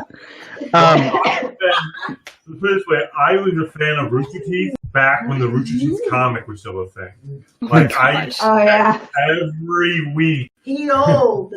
Okay. Okay. I found Rooster Teeth when they were doing season 3 of Red vs. Blue on something called Sumo TV, which is this Flash machinima site. I'm sure I got so many viruses from it. But so that's how long I've been watching it. For me, it started with RWBY, but I didn't really. I watched the Red trailer first, and then I forgot about it for like 2 or 3 years, and then I watched the rest because a friend showed the Red trailer to me, and I was just like, "Yeah, fun." And now Okay. And yeah, but then I found RWBY and Red versus Blue. I only what? No. Be back running off to pick up our dog. Okay. Now, Red versus Blue, I watched like the first season, but I'm starting it now, doing reactions, like picking the spot of RWBY. So, yeah, that's gonna be fun. But yeah, we are getting it. Sorry, they're discussing in my chat whether or not season 2 of Genlock. We are getting it. Yeah. For that because they're co-paying for it this time through HBO. That's how they're affording it because season 1 was such a kerfuffle behind the scenes, you could say. And so the way it's a nice way of putting it. But they're figuring it out with Warner Brothers is now because they're owned by Warner Brothers. Warner Brothers can throw money at them and be like, well, we own HBO, so we're going to finance it through HBO, which is why you get movies like Dr. Sleep, which have like huge, like Emerald is a huge part of that movie. So you get weird stuff like that. Or RWBY being in what was the movie? Ready Player One. You get weird shit like that because Warner Brothers owns all of that. Yeah, for all of a half a millisecond. I still can never actually She's there. Watch the scene. I can't ever see it. Have you seen Dr. Sleep? Because like Emerald's a huge part of that. Like they have a whole part where like the main little girl goes in like a dream sequence and she's Emerald. Really? Because I still have to watch I that didn't one. watch the movie. I didn't watch the movie. I only watched the trailer where the poster is. Yeah, she has RWBY posters in her room. She has Emerald because she's a darker skinned young girl who has illusion powers. And so she connects to Emerald. And like they never outright call her Emerald. They never outright call her Emerald. The actor was a fan of RWBY beforehand, yeah, it's straight up Emerald. Yeah, and the actress was a fan of RWBY beforehand too. So yeah, it's super cool. Okay, I have to watch this movie. Maybe I'm going to do a reaction. It's the sequel to The Shining. So I watched The Shining. So. But yeah, sorry. Who else? Other people have to say whether they were fans beforehand or not. So for Rooster Teeth, rather. So I watched Red vs. Blue when it first came out because a bunch of people that I was friends with back in the day were all big Halo players. And some of them ended up doing what later became MLG and stuff like that. So they would hit all the competitions and stuff like that. So that's where I first got into it. But then, life gets busy, things take over, and it was always kind of in the back of my head, and I always thought they were funny, the first couple seasons, but never really kept track of Rooster Teeth. And I saw stuff for RWBY as far as shirts and things like that later on, but I didn't get into it until I actually heard some of the music for it that Jeff had written. And then I was like, man, if they put this much detail into this, then let me go check out an episode or two. I was like, and then it hooked me there, but yeah, originally it was hearing the music. Sirs and madams down with you. Yeah, how much of the show had you watched before you got everybody else to sit down to react to it? Because I know you were ahead of. Were you caught up except for the most recent season? Oh, I had seen all of it, and Gustav had seen. Yeah, that's all what of I figured. It, Yeah, why he was never in anything early on either. Okay, I figured it was something like that. Yeah, and that's like with us. Like Avalon's seen all of Fairy Tale, which I'm reacting to. Certain shows, like she's seen all of, so she's just kind of watching me react to that thing. Right, and Mary's does visual art, so I mainly wanted to show her because I was like, hey, I think you'd really dig this because of where it came from and how they started out and stuff like that. And then I think Mary, you said something about like the first couple of episodes you're like, I hate it, and then like 3 episodes later you were like, okay, no, I really like it, because you were paying attention. You were paying attention to colors and animation styles and stuff. That was the thing for Avalon, because she went to school for game art and design. She went to school to make video games, and so like for her, it's seeing art like that is really jarring to her, because even when she plays video games, she can't help it. She like will notice every bit of clipping and every bit of this and that. You will notice coloring. All of it. You will Exactly. notice if you will notice if one patch of color is off in this area. That's why like she hated the silhouettes in the first season. All that stuff really threw her off because of it. And then she felt she grew to love it over time. But like I am a shitty artist and I know nothing about I know art history, but I know nothing about actual art. So like it was much easier for me. But yeah. Alex. How I got into it? Well, because when I first discovered Rooster Teeth, it was through a rage quit that was on Tumblr, and like I was so like it was so funny. It was one of the Impossible game ones, the one where he was like Swiss fucking cheese, god damn it! That line stuck with me forever. And then I went onto YouTube to try to find it, and then I just fell down the rabbit hole of just rage quit, and I developed a huge crush on Michael Jones. And then I found out that he voiced the character in RWBY, so I watched that episode in volume 1 because that was all that was out at that time. I watched like the episode where Blake and Sun were fighting Torchwick, so like that was never like I never had that reveal for Blake being a Faunus because that was the first thing I saw. And then like I watched it, but like I wasn't super into it until like it was after volume. I don't remember which volume it was, but it was like 2 years ago. So I guess volume 5. I was following a autism Tumblr blog, and I saw someone was like, "Oh my god, my newest special interest is RWBY," and I was like, "I watch RWBY," and then I started talking to her, and then I just fell down the rabbit hole of it being like my main special interest. So now I'm just like, it's my life. I love RWBY. It's great. Real quick, I wanna respond to somebody in my that's somewhat connected. They mentioned there's another channel that has started reacting and then stopped, and that's the channel Struggle Nation. If you haven't watched Struggle Nation, their stuff is amazing.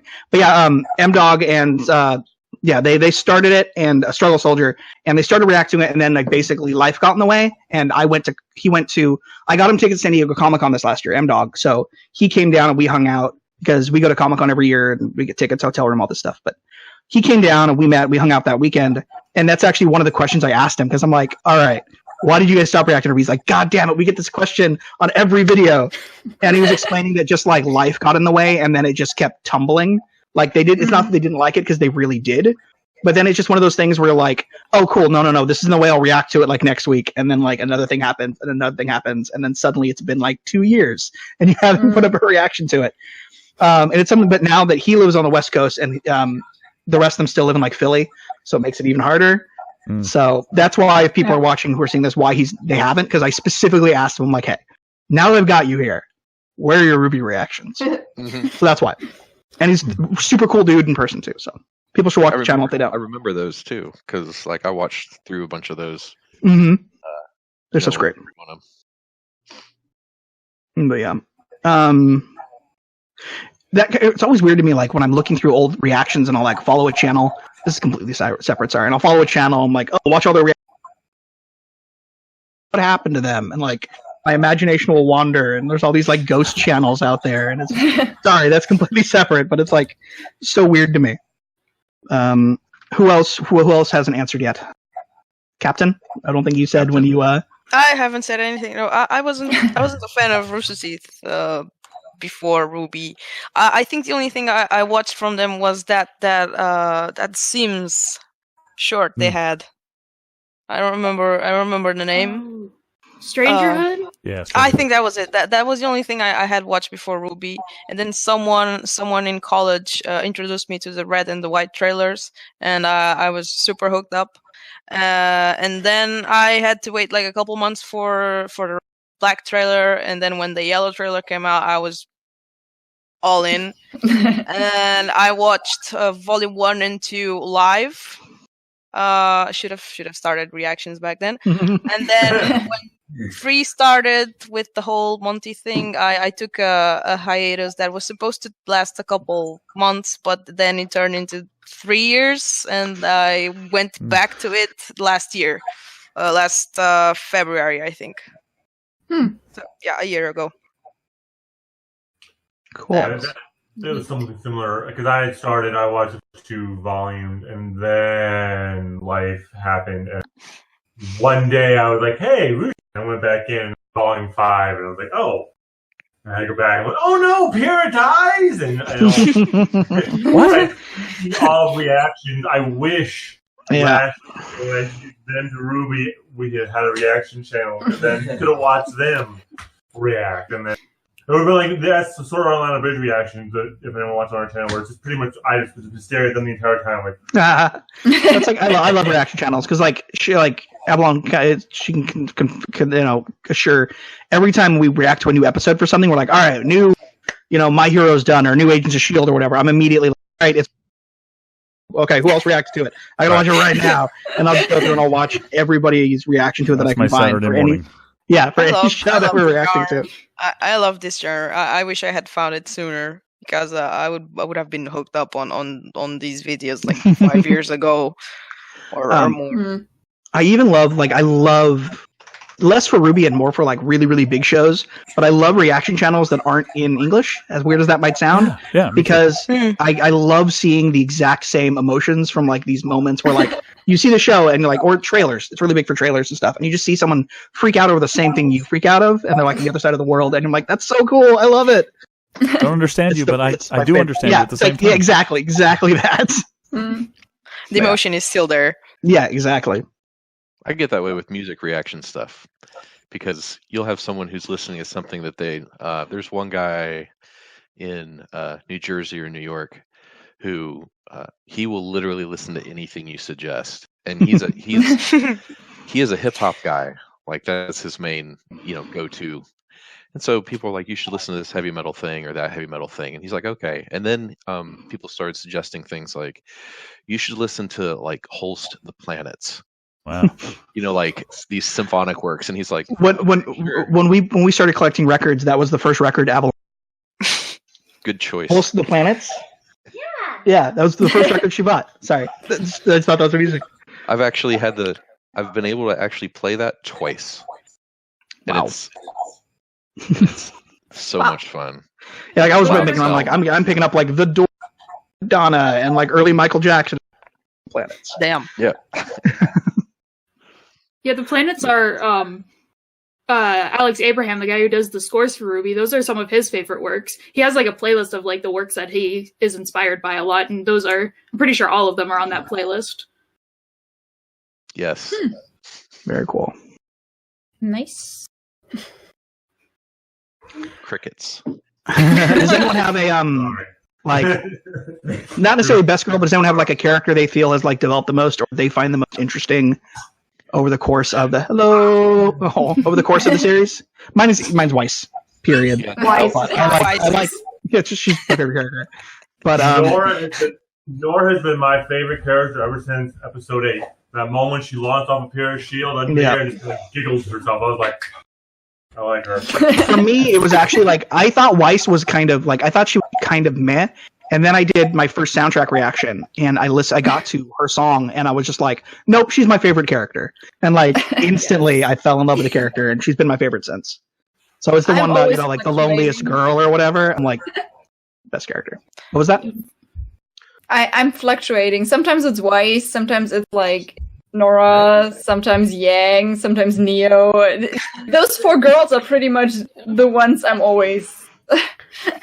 Oh, Dean, interesting answer. He says Jean. A lot of people kind of shit on Jean. I think, especially nowadays.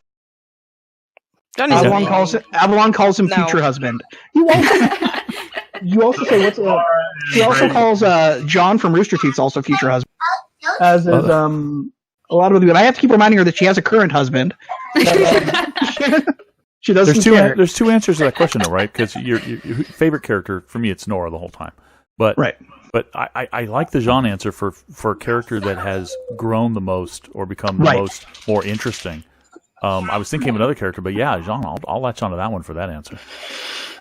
Cool. I really loved watching Oscar develop a lot and mature Yes. up. I noticed him like very heavily at the end of the last episode. I was like, he's like so grown up now. What happened to the baby little farm boy? He's like an adult now, even though he's 14.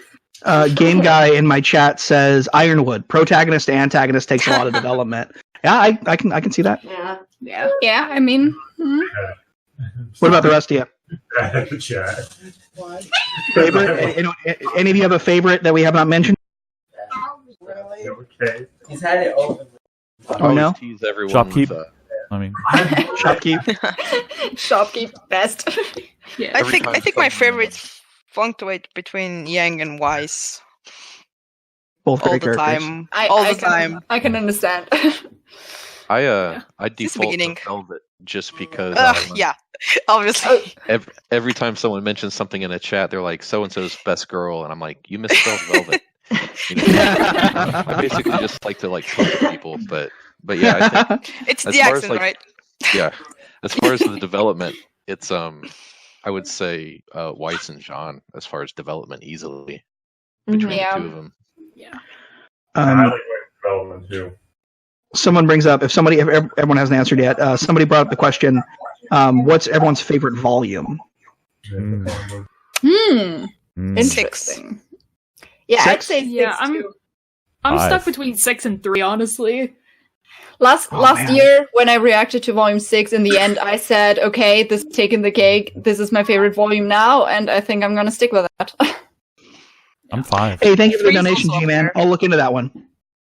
I'll check out that trailer when I have a chance. Thank you. I'm going Volume 6. She like the I'm trying to- apathy. Like volume 1. Clara likes volume 1. Yeah. It's a good one. It's a good volume. It's fun. I have it memorized. I think Yeah. as amazing as I think 7 is, and 7's very high up there for me. I think I have to put 3 as my number 1, mainly because it was such a shift, and it's really hard to pull off a tonal shift like that and do it right. And I think they accomplished that because it was a gradual shift in tone from the beginning of the season to the end. And just the slow building dread and the slow building paranoia, and then the last 2 episodes, everything goes wrong. And I haven't really seen that even in I don't want to say professionally made shows because that sounds shitty, but I mean big budget, shows and stuff like that. Because at the time RWBY was not, and they don't even manage to get that right. And so I think 3 is my number 1. But as I said, 7 has my favorite fight in it. But that doesn't make it my favorite season. It just makes it my favorite fight. So I think 3 for me. An answer to 2 because of his wife. Which is also Max's favorite volume. Zwei is amazing. Zwei! I have a Zwei keychain. Oh, Jealous. We have a bunch of RWBY merch back there that people sent us for our unboxings. Cool. Game Guy says to mention this for him. He says, Ironwood is my favorite character, and Oscar is my second favorite, so the finale hit him really hard. man. Yeah, I can see that. Ouch. Oscar has had some amazing development. That was mentioned earlier already. Agree with that. He's fantastic. And I also, as weird as the scene was, I found the awkwardness between him and RWBY. I found it really charming. Yes. I really liked it. That was so cute. It was so cute. I quite like. I saw some people expressing distaste in it, but whatever. I thought it was cute. I like cute things. They're both cute. Come on. it was weird, but It was awkward and cute. Yeah. They were 2 kids I because have they're to- both kids, and they were. Yeah. still. Yeah. Because that? I have to see it all the time too. Aw. That's why. As somebody who deals with it regularly, Bruce, was it accurate? Yes, because Nice. you see that stuff happen, and you're in the hallway, and you just kind of roll your eyes and walk away. Like, oh god! So you were Marrow in that scene. Got it. Yeah. I still Basically, hope when I'm she's teaching fine. high school, I'm Marrow. I've been those kids. Didn't hit you as hard. Oh man, didn't hit you as hard as that hip fire shot from. Rude. All right, sorry. It was. I hope they keep the shipping down a little bit on RWBY though. I really like RWBY being focused on the mission. Like, I think romance can be tied in perfectly and still be based around missions. RWBY can have a love life. Come on. I don't have an issue with there being romance in the show. No, I don't have an issue. With RWBY, her character. RWBY. Yeah, RWBY. For her. Yeah. I don't see. I would prefer weapons. RWBY not herself. Yeah. We already have, Bumblebee, Black Sun. I thought you meant the show as a whole, and I'm like, no. I don't know. Her character, I liked sort of the idea of her focusing on the mission, just because she's just sort of upbeat, wants to be the hero. So right. That's her romanticized vision. So maybe not have any ships confirmed with her.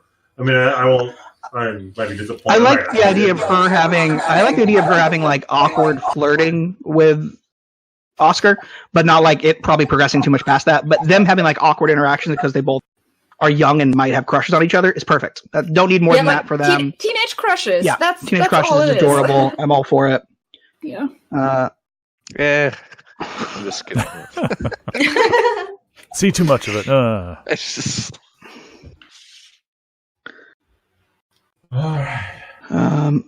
Game Guy says, so what would you do if you saw a child right in front of you? Ironwood. So anyway, I started blasting. I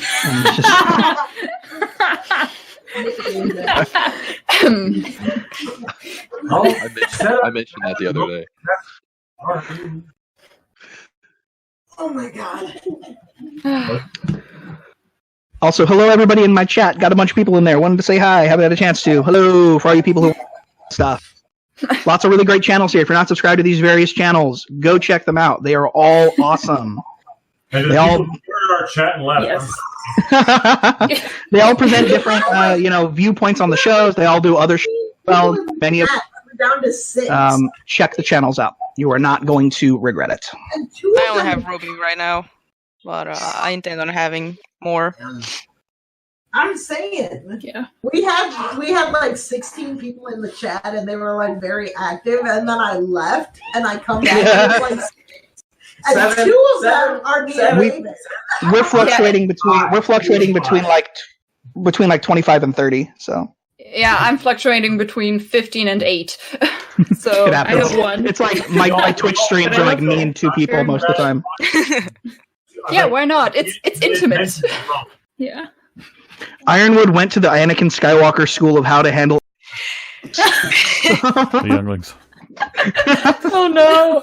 Shooting up people. Yay. Oh, Ken Mason asks if I can list all the channels. Everybody list the people in my chat. All right. Okay, we have Sirs and Madams, Prince Alex, Hell's Mirror, Bowden Maddox, Captain. Obvious. Chai. Is it Chai? Shay. CHIE. And Story Fandom. I think that's. Yeah. Everybody, because we have 2 people from Sirs and Madams here. Yeah. Check out all those channels. They're all fantastic. Yeah. Yes, we have a Sir and a Madam. Though there's much more of them in the actual reaction. It's like the mamas.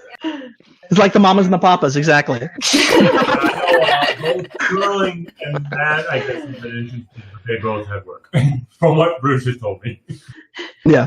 Wait, what I do? You told me that. Well, Sterling, Sterling was talking about it earlier, but I know he had a gig, and you also said Matt had work, so I know a lot of people like tuning in for them. Oh my god, yeah. So it's if there was ever a definition of organizing or herding cats, it was our group. Yep. Also, we had at least he was in the chat earlier. We had Dean Barry in our chat. You should check out his channel as well. He's also awesome. Yes. He was going to join the channel. Yeah. His channel is one of those ones that's just grown really, really fast. You should definitely check it out. But he was going to make it, but he's in Australia, and like we have other people here who's like crazy times. Well, at least crazy to me because I'm in California. Normal times for them, but yeah, check it out. I think Dean's grown the best with the accent. The accent is the accent.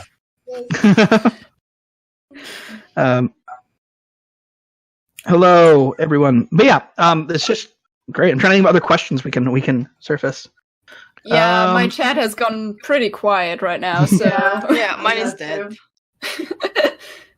I have all kinds. They're just kind of chatting about various stuff and saying hi, and well, Surgeon Adams is in there now, so you see what I'm talking about. But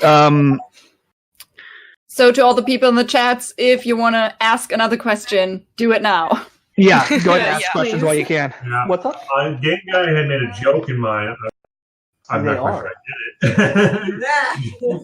it. It is a Surgeon Adams exception. That's right. I avoid smiley face. And have you played the RWBY board game? It's really good. I haven't. I don't own it. I got it. Climb Eclipse only.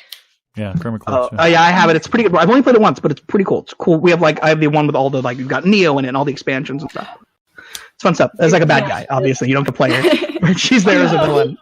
Because as you co-op as team members, and each character is different, and then you have you choose a thing like we're fighting Cinder, we're fighting, Torchwick or whatever, and then they've got different stuff they do, and then it's you competing to try to beat the board game basically, and it's the rules control the board game. Obviously, it's one of those. Maybe I should get that game because I have a group of people we meet up to play games. So yeah, it's a good one for it. It's on the board game. So it's on the board game. It's on the Rooster Teeth store.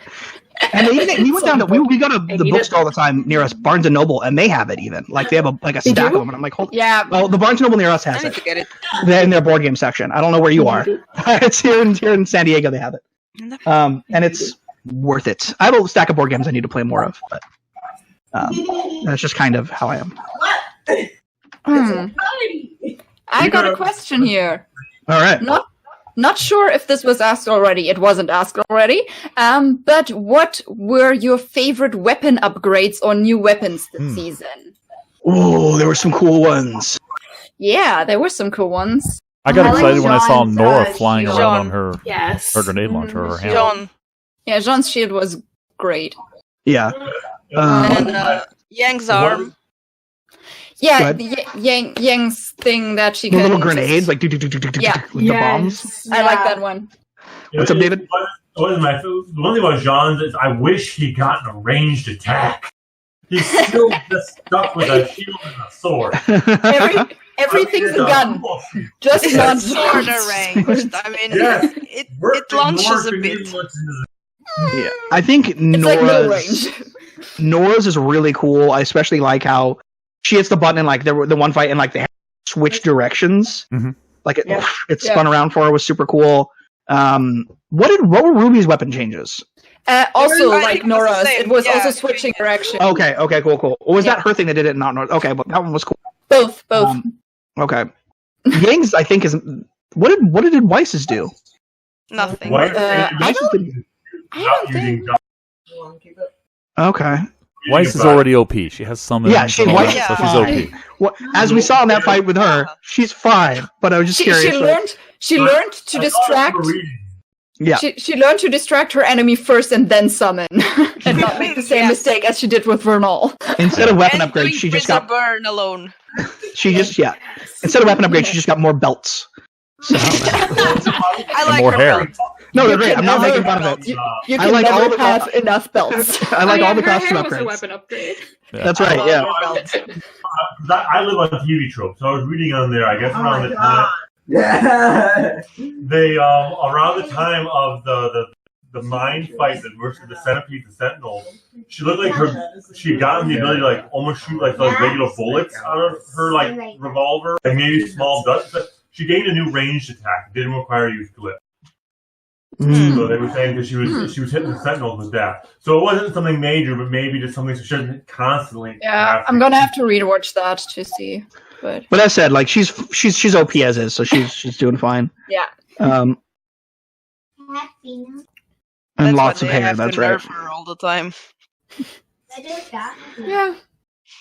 Kind of like. What was that? What do you What do you want to be your superpower?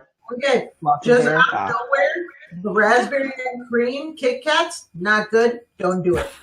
Gotcha. We picked up a bunch of matcha ones recently, so they're pretty good.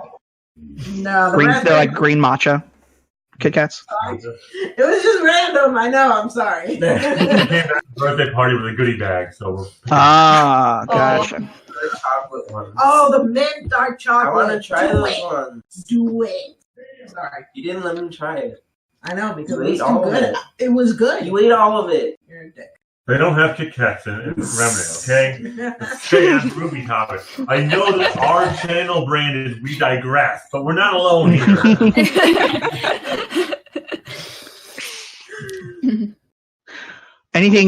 Anyone in particular next volume? Like, is there an interaction you want really bad? Is there a fight you want really bad? A moment for somebody? Like I What do we said, got? Willow and Whitley talk. I kind of need that Yes, Ginny family please, yeah. thing to be resolved because that felt so open. Yeah, we need that. We're gonna move him so you don't get I want Winter to, turn around. I don't need her to have like a full 180, but I do want her to like at least give Ironwood like a piece of her mind. Yeah. Or Salem. I still have hopes. Yeah. I want Tai Yang to show up. I just like Bernie. Yes, I was just saying, like, I don't see it happening, but some Let me Tai Yang see would be great. Even if you Emerald, just, Mercury, and Hazel. Just, Maybe? oh yeah, yeah. Even just- Hazel, even- Emerald, and Mercury showing up. even just cut back to Tai Yang and him being like, it's been like 2 years. I hope my kids are okay. Just that. That'd be fine. Watering the plants. Yeah, maybe he's finally done in the garden. Yeah, right. Yeah, it's finally done. Oh my god. Like you My dog is being a tsundere. We need Zwei again. Yes. Very important. We need more dogs. Yeah. Someone says they're disappointed by the lack of rocket punch upgrade for Yang's arm. I could see that, like launching it like a rocket. Rocket punch. But then she loses her weapon. Have it home back to her. Fair. Yeah, that's I true. would giant magnet She to her arm. has to do the Maria thing, like Maria with her two sides. Oh yeah. Oh, the Grab it gravity. off the arm Yeah, and just yeah, get it back again. So, Game Guy is saying they compared Ironwood to Anakin, and that's what the Jedi children said to him before he killed them. That's why Tai Yang saving Crow. I don't know. Hey, Geek Goddess, hello. But yeah, there's a lot of stuff that I want next volume. Crow can So save we're not gonna himself, get it all. right? I mean, Crow can just Yeah, turn but into a there's bird. gonna and be a he's lot of stuff. free. Where are you going? You ready? I want Willow to throw a Molotov cocktail. Yes. Throwing a vodka at Jack. So we have Chocolate Rob saying, how long until they get the idea to fly into Monstro and let Penny and Ruby go ham on the inside of it with Jean Boost? Nice. Penny's going to go into that thing, right? Because it's the whale. She's Pinocchio. Yeah, she's that's going to go the exact- into that whale. That's the Yeah. exact thing. Is that's totally Monstro from Pinocchio. Yeah. Totally. In our reaction, she says that she can't wait for her to go Silver Eyes on his birthday.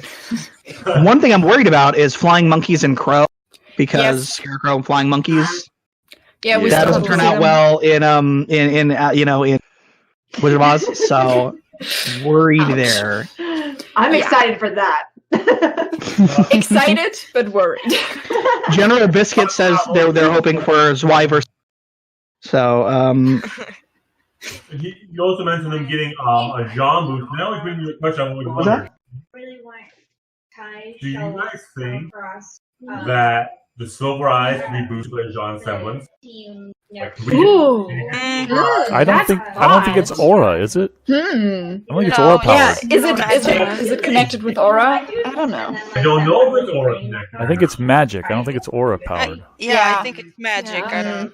Under his wing. Okay, Avalon just That said would what she be wants. pretty Let me explain everything she just said. She wants Tai Yang to encounter Tai Xiaolong. Sorry, his name is Tai Yang. His name is Tai Yang. It's one name. Tai Yang Xiaolong. Tai Yang Xiaolong is his full name. But she wants him to encounter, what'd you call them? Team Surfer Boys was Sun's team? Okay. Team Surfer Boys. And like take them under his wing and like do training and then like show up with them. So, which I'd be cool for, but like Just let them wreck everything. yeah. Sit The at question, does top. Penny really classify as a woman because the powers only go to women? Her aura's from the guy who said she's a robot. They've specifically stated that she has an aura, therefore she kind of has a soul, which is how they define it in RWBY. Even though it was lent to her, it was given to her. It's no longer part of him. Right. So you can argue well, you can't really argue physics about it because it's fucking That's magic. what she is. But yeah. basically, he basically gave life to her and made her. She is a person. She's made of mechanics, but she is, by definition of what she has drive, she has emotion, she has personality, she has regrets, she has wants. She's a person. She has an aura. Yeah, I mean, then you could also argue, like, could a transgender girl get the power or not? It comes down to what is the counts. point? Like, what counts? How far does it go? Yeah, so I think at this point it's clear that she counts as a I think woman. it's the soul. Yeah, that's what it is. I mean, they proved it. They proved it with Penny, for both the fact that she's not a real girl. In fact, she is a real girl. I mean, the maiden powers. Yeah, prove it. She may not have the. She's not a human, but she's a girl. Yeah. Parts, but Freya is basically the blue fairy. Exactly. Yeah. Oh, yeah. Vengeance Cookie just said Zwei versus Cinder would be too one-sided. I mean, it's Zwei. Cinder's only a maiden. She would clearly need help.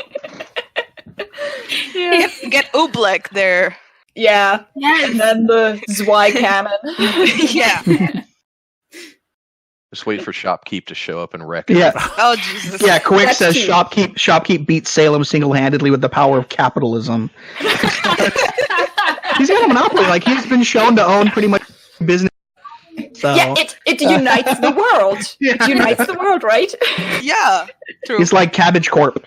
Fear, get that out of the way. It's money. Capitalism saves the day. Oh yeah, he's like the Nurse Joy of RWBY, is what Avalon is like. They're all clones. Yeah, they're all clones. It's like Patton Oswalt's character from Agents of S.H.I.E.L.D. There's just like, That's true. I agree, Terry. It's up there definitely for me. Terry says from writing through the best volume. I think it was definitely up there. But yeah, Shopkeep is capitalism done right, Andy Ross says. Which is hard to do. So good for him. One of the things I love, and this is funny because I was just thinking about it earlier when Mary was being a graphics person and seeing the art. Being a writer, is I love seeing I remember how angry people were at the end of Volume 6, but then you see the plot lines all connect. They had to steal any ownership. They couldn't get the permission because I went on their own fan theory because they had to go to Mantle first because they had to distrust, Ironwood. And I really love watching, seeing how much framework they put into this story. And again, that thing that writer, it's like there. Yeah, as a fellow writer, I can agree. Yeah. Someone's saying that there are really good points here about how up until this point we've only seen the power of the maidens, which was originally Ozpin's power, transferred by being taken, but we specifically saw the maiden give it by choice. Mm-hmm. Like she chose the person instead of it being like the last person in their thoughts, which is a good point. Because he thought of his daughters. You could argue Raven didn't take it. We know she did. She coerced it, but the implication is that the maiden willed it to Raven, even though Raven coerced it out. I actually I took that scene differently. I took that scene that Raven killed her. Yeah. I took the scene that Raven killed her. That Raven killed her, and the maiden thought about her because she killed her. Yeah, true. That's how I took the scene. That's why Yang reacted so badly to it. I withdraw. Yeah, that was why she was saying after that, did you kill her too? Yeah. Like I could the see it in girl your face. you were before. Yeah, I remember the scene. Yeah. I actually take a little bit of how Brent took it, where I don't think she killed her in a way that she either she killed her in her sleep or maybe she poisoned her. But I feel like she did build that bond of trust, and then she killed her. But she didn't do it in a way of, oh my god, I'm thinking he's my attacker. That was who she trusted. Maybe. Oh, I could see Raven just straight up doing it. I see it as like Raven. She might have built up trust, but like Raven is, and I don't see her as a straight up villain, but she's. Well, and another thing, practical. Till the Freya fight is, the Summer Maiden must have died recently because Cinder and Raven were on equal footing, but Cinder couldn't touch Freya. A fully realized maiden kicked her butt. Yep. So then this summer, you mean the Spring Maiden must have died relatively recently. You mean the Spring Maiden, right? Because you're talking about Raven being on equal terms. Yeah. We don't know. We don't know how long Freya actually had the power. She could have had it for decades. Yeah. And Yeah, the Spring Maiden ran away like a decade ago. So... They were saying that she was a fully realized maiden. So she's a maiden who's a raven. Fully realized maiden. So she is, Freya at least was a maiden who'd fully come into her power. We know that. But yeah. Fully realized raven, that's different. It couldn't have been too soon sorry. It couldn't have been too soon for Raven because Raven is like 40 something and there's like that age experience. Young no, girl but there's preferred, there's a maximum age for maidens. I don't think there's a hard rule for that. Start. I think it's just a young, it's just a young girl. 30, yeah, I don't think it's straight up like Genlock where it's like you age out of it. But, yeah. Well, I think it's because I think it's more just like they would prefer a maiden to be in their prime. Right. When they take it, unless like but I don't know. They haven't told us, so all we can do is give conjecture, which is fine. Yeah. But I'm just saying, like it's all purely conjecture. Yeah, someone's saying that John Johnson Raven had the power for less than 10 years, probably. Yeah. I can see that. Yeah, 30 something. She's probably 40 something. I don't think she's. It was at least recent enough. It was at least recent enough that other people weren't aware she was the maiden. Even people who they knew the previous maiden, but she was young when she ran off. They said that maiden was a girl basically when she ran off. Yeah. And I know Raven tried for years to try and toughen her up. Never learned. So I mean, I don't think it was 20. I don't think it would have been as soon as when the girl started in Volume 1 at Beacon. But I don't feel like it was also that. Definitely, because they were on equal footing. I mean, that was also a great fight. But, Freya would have destroyed them both. Yes. Yeah. Okay. It was so cool to see the amount of cold that was. Seeing, the cold, burn away Winter's, glove. It was, such a cool little detail. Yeah. But, yeah. Do we think the gods will be summoned at the end of the show? That's what Salem hopes. Could be. Yeah, that's what Salem wants. That's Salem's whole plan, is because she wants everything to be destroyed. So she wants to die. Yeah, she wants to. That's she her wants whole to thing, die. Yeah. So she wants to get the items together, the relics, so that the gods can be summoned, find this world not to be worthy, and destroy it. Yeah, that's what she wants. Yeah. I want more Team Strike. I agree. I want all the Team Strike. Give me Team Strike stuff. Or Stroke, however you pronounce it. STRQ. I want it. Stark. Thank you. Stark. STRQ. Whatever. I was confused. Team Stark. I've never really heard it pronounced. So Stark. I want Team Stark stuff. Yeah. Yes. I want Team Stark. Yeah. Ty and Raven showing up again is. And Summer. We need to see Summer's weapon, and we need to see Ty's weapon, we need to see Ty's semblance. Yeah, because Ruby took her scythe idea from Crow, not her mom, so we don't... Yes. Yeah. So we don't know what Summer actually fight. It'd be so funny if she would... No, because we know Rian got her fighting from her father, but it'd be so funny if Dainty Summer was a brawler, too. It's just you never expected, but she would just beat the shit out of you in a fight. I'm partial to the idea of her having an axe or a staff. Something like that. Yeah. Yeah. Took after Professor Port, huh? Yeah. The big mallet hound. She ended up not liking that. Yeah. It would be interesting to have her have a very heavy, big weapon. Yeah, something that you wouldn't see coming. This little woman just But that's Ruby, right? Ruby's a little girl with a big basically weapon. Ruby's thing, yeah. Yeah. Still. Well, I mean, a lot of people do that. Coco has got Coco has the minigun. You know what I mean? That's just kind of that's very standard for kind of Ruby. Yeah, she has the makeup box or whatever, her purse or whatever turns into the minigun, which is just hell yeah. Yeah. So Summers will just be she'll have a compact mirror unfolded shit. Lord Darth Yoda says, we don't truly know Salem's end goals, it's only guess point. I think that's technically true, but I think it's unless there's a really crazy weird twist later on. I think it's fairly clear where it seems pretty obvious at this point. But who knows? You never know. We have volume possible twists down the road that they could build up and then unveil. We don't know. But I think it'd be a bit, at least at this point, with what we have so far, I think it'd be weird for it not to be your fault. It's a valid psychological reason for a person who lived that long and had to endure so much that Salem did. Yeah, I would be surprised if it was something else, but I mean, it could still happen.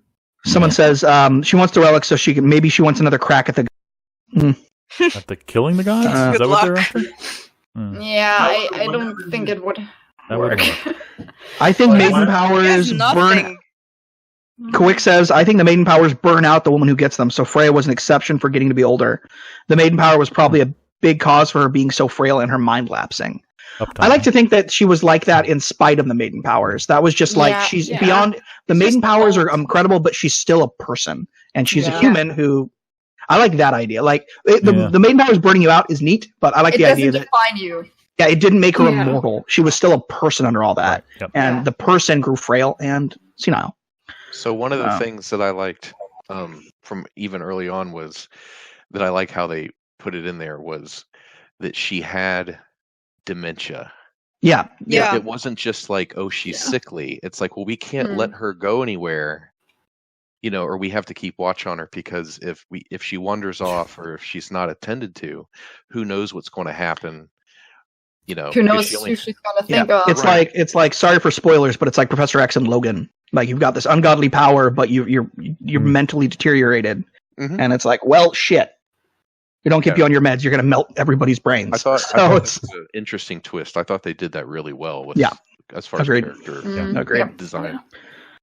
So we've got someone in our chat saying, "I wonder if the staff can restore Maria's to you, so we can have two silver items."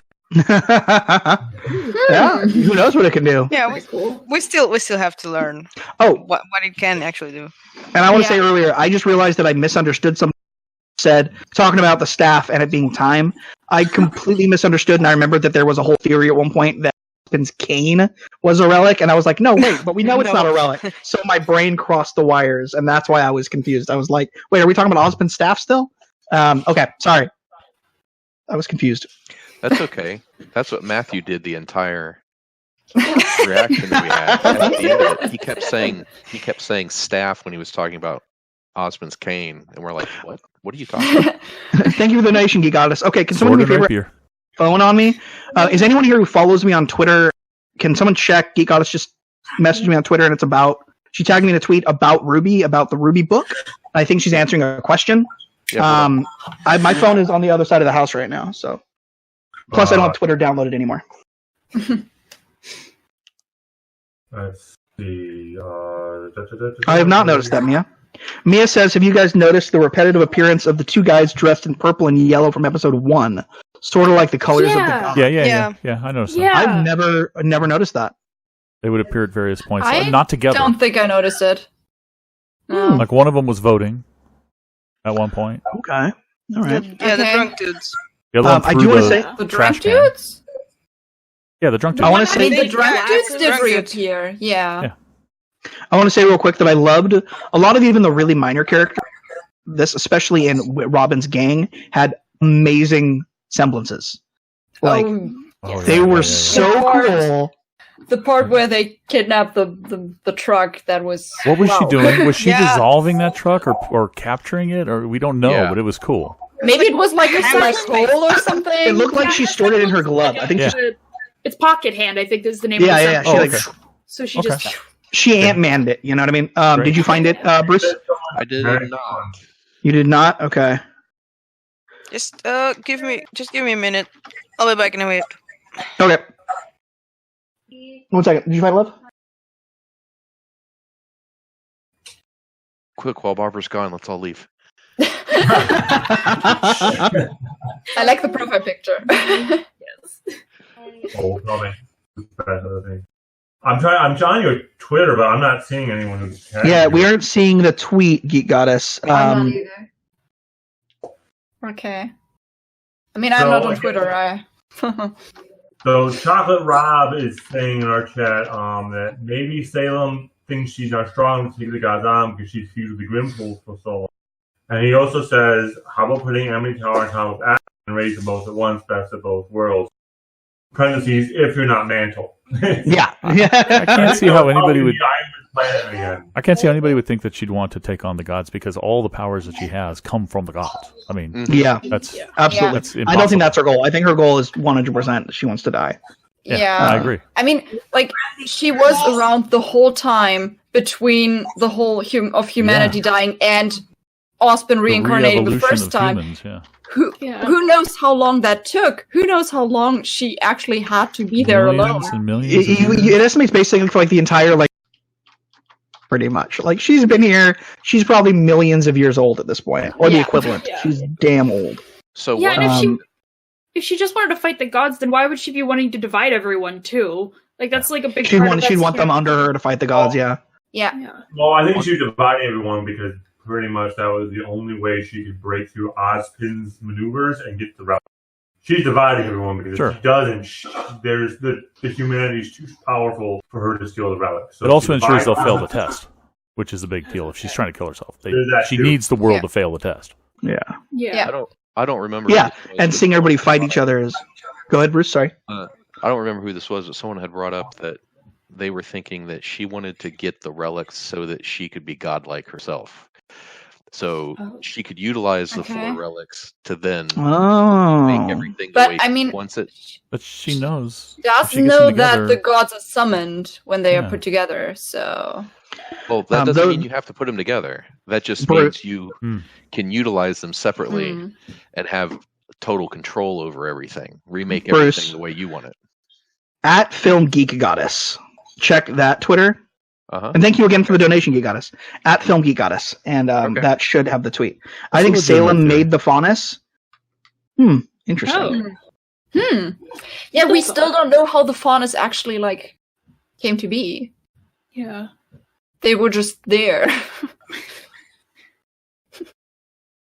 Yeah. Osmond was gone for a while. Like, when he came to, like...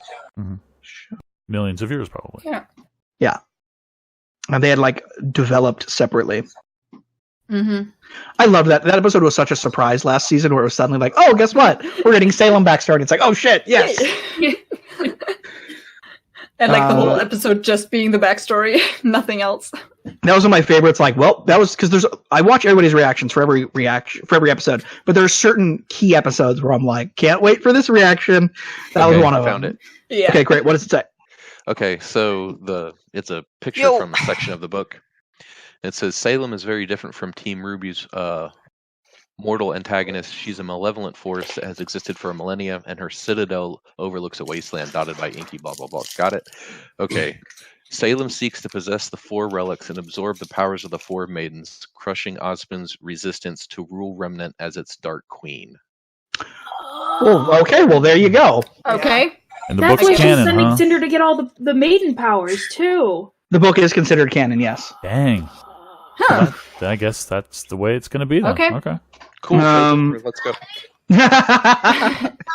We know what she wants. We don't know how it's going to go.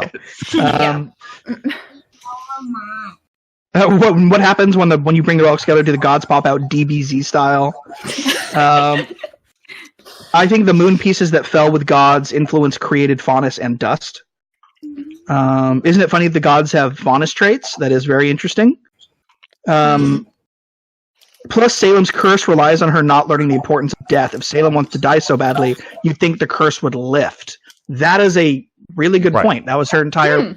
Yeah, you're right. Like, if she really did want to die, that means she would understand the difference between life and death, and it would kind of lift by itself. So clearly, she still hasn't learned that. Ooh, interesting. That's point, a really good point, Game Guy. There's a very, very good way to put it. Salem has got to be on the Dragon Continent. The fact nobody in the universe acknowledges it has to be important. What about the theory, and who else thinks this? What about the theory that, and I take it as common, but maybe I'm wrong, that the way Salem will be defeated in the end, of course, is Silver-Eyed Warrior, RWBY, presumably, will remove the grimness from her, and she will become a human. And she will, suddenly all the regret and all the pain and all the suffering that she caused, she no longer has that unending desire for destruction. The grim. So she would be basically Salem before falling into the pool. Salem before falling in the pool, completely crushed with regret and pain. And Avalon had something to say. I'm up for that. I like that, but Avalon says the Dragon Continent isn't a continent; it's just a giant grim. That we're just seeing in space, like the lion turtles. Yes, I like that theory. but I do Salem like that. wasn't, all rainbows and Sure. shit before She was the grim, she was the grim selfish, version. But of she was course, human. Yeah. selfish, but she wasn't evil. Yeah, she was Yeah, but selfish. she was She very was. She spiteful. was. Yeah. Yes. Very true. I read a theory somewhere that dust, like the idea that like dust came from like the remnants of the no pun intended, the remnants of like the humans that lived before that had magic. Right. Like, they died. I'm down and for that one. It's like I'm down for that fossilized. one. I'm pretty sure they named the remnants for exactly Yeah. exactly the pun they were going. We did see them turn into, particles of dust. So Yeah. maybe it's settled. I thought that was already Maybe. in canon, but yeah, that's cool. Yeah. I think they might have said something similar in one of the those little videos they do. The that they used to do. The World of Remnant videos. Yeah.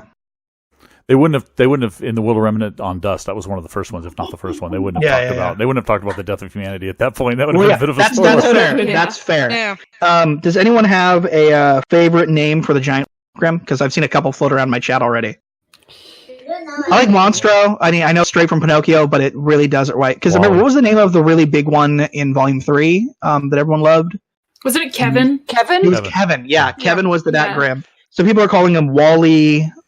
The one that's mentioned the most is Richard. Richard or Dick are the ones I hear. I see. Oh, I like that. Yeah. Moby Dick, Richard. Got Yeah, it. that one sticks with the monster as well. I'm up for that. I wouldn't want I to. think it was never come Xiaolong up and with Senny that those. came up with that too, the Richard thing, or someone in like there. I mean, if we're already going with like completely normal names, then it's gonna be Richard. Avalon is very disappointed that her idea for the Dova Grim for the dragon, which is a Skyrim reference, hasn't stuck. But I still think that the best nickname I saw for any Grim was the Knucklebee's nickname of Wow, the little wavy arm Grim. Wow, the little. Oh, very nice. Yeah, we have those. Those are really good. Those manga are great. If people haven't read those, there's a really funny one where it's not. It's a really funny one where Ruby is trying to find somebody that she's like, I want to be like everyone else, so I'm going to try to find somebody to date. And she there's all these jokes about her trying to find somebody to date. And then in the end, she makes a joke to Weiss about maybe I'll just date you. And Weiss has this incredibly flustered reaction, and it's fucking amazing. Yeah, so it's just a little story in there, and I love it. I've heard that the mangas do a lot with White Rose. They do a lot. It's pretty great. I need to read them. They're great. White Rose. Or White Grab hers. It's all entirely White Rose. The whole thing. No, that's true, Chisiak. We do not know the gender of. We are kind of assuming, but Monstro is gender neutral, so I guess any name is technically gender neutral, whatever. So it doesn't really matter. But no, Kevin was the old one. Kevin was the big dragon guy. Yeah. Billy. The gold Billy. What was the Godzilla one? Kenny? Oh wow, the Godzilla one. I forget. I think we were just calling him. I know think it was Lenny. Lenny. It was Lenny. I know the official name was the Leviathan. Yeah. Yeah. Levi as well, right? Somebody called him Levi. Levi. Yeah, I mean because Makes sense. it was the Leviathan, so. Still, I'm so sorry, weird guys. because- I have to get out of here. I gotta dip. I'm so sorry, but Bruce is gonna still be here. I have to get out of here. Thank you. Great for having you here. Bye. Thank you. Everyone who has Bye. not checked out Sirs and Madams, and what's your other channel? What's Lucy your other and channel? Steve. Yeah, check that one out too. Bye. Bye. Now it looks weird. I just got a bunch of small ones, and then Ali huge in the middle for mine. Me too. Is that Alex big for everyone in theirs? Avalon says as it should be. So Now we can talk about Mary behind your back. yeah, there we go. That's the entire point, right? So again, Chocolate Rob in my chat is saying he's sticking with the theory the moon was infused with dust, and that's where all the power came from when the Dark God broke the moon. That's where the dust came from. A Greek goddess just donated again, and she said, "Hi, Hal. Hi, Alex." Backs into the shadows. So, Greek goddess was just geek goddess. I said Greek goddess. Geek goddess was just saying hello. Why not?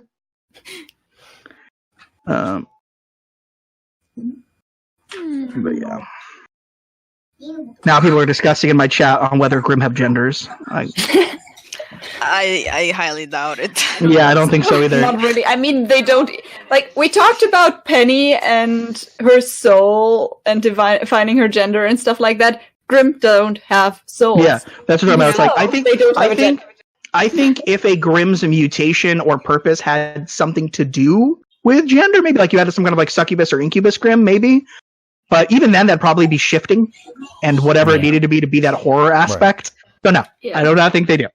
Yeah. Well, I would think if they ever did. Yeah, why not all of them? Grimmified humans probably definitely have a gender. Oh yeah, well that's different. That's the only example of that we've seen so far is Salem. Not Salem. Cinder. Cinder's the only example. She's not Grimm, but yeah, and she's grimmified. She's not Grimm. Yeah, she has the Grimm arm. Yeah, and she's affected by the silver eyes because of it. Yep. What's hot and useless? I hope we see hot and useless again. Is that one of the ships that I'm not aware of? Yeah, I think useless is Sun and Neptune. Yeah, Sun I think and Neptune? so. Yeah, because they didn't do anything in the fight in Volume 2, and they just ate noodles. Sea monsters. Yeah. Noodles or like dropping badges. Oh, that's another thing that I really, really want next volume is the other guy, Emerald specifically. But what was for me? You just cut out Mercury. Thank you. Yeah. Yes, Emerald and Mercury. Emerald and Mercury. Yeah. I need them next volume. Yeah, definitely. Like Hazel, Emerald, and Mercury are like my little family in the evil faction. I want them to be a family because they both, like Emerald and Mercury, both have like issues, like parental issues, and I want Hazel to take care of them and adopt them. Yes. And run away. Yes. And at least Hazel isn't trying to kill everybody. He just wants to kill Osmond over and over and over again. But still, oh, that's rude. Someone just said hot and useless. You mean Cinder? That's rude. Well,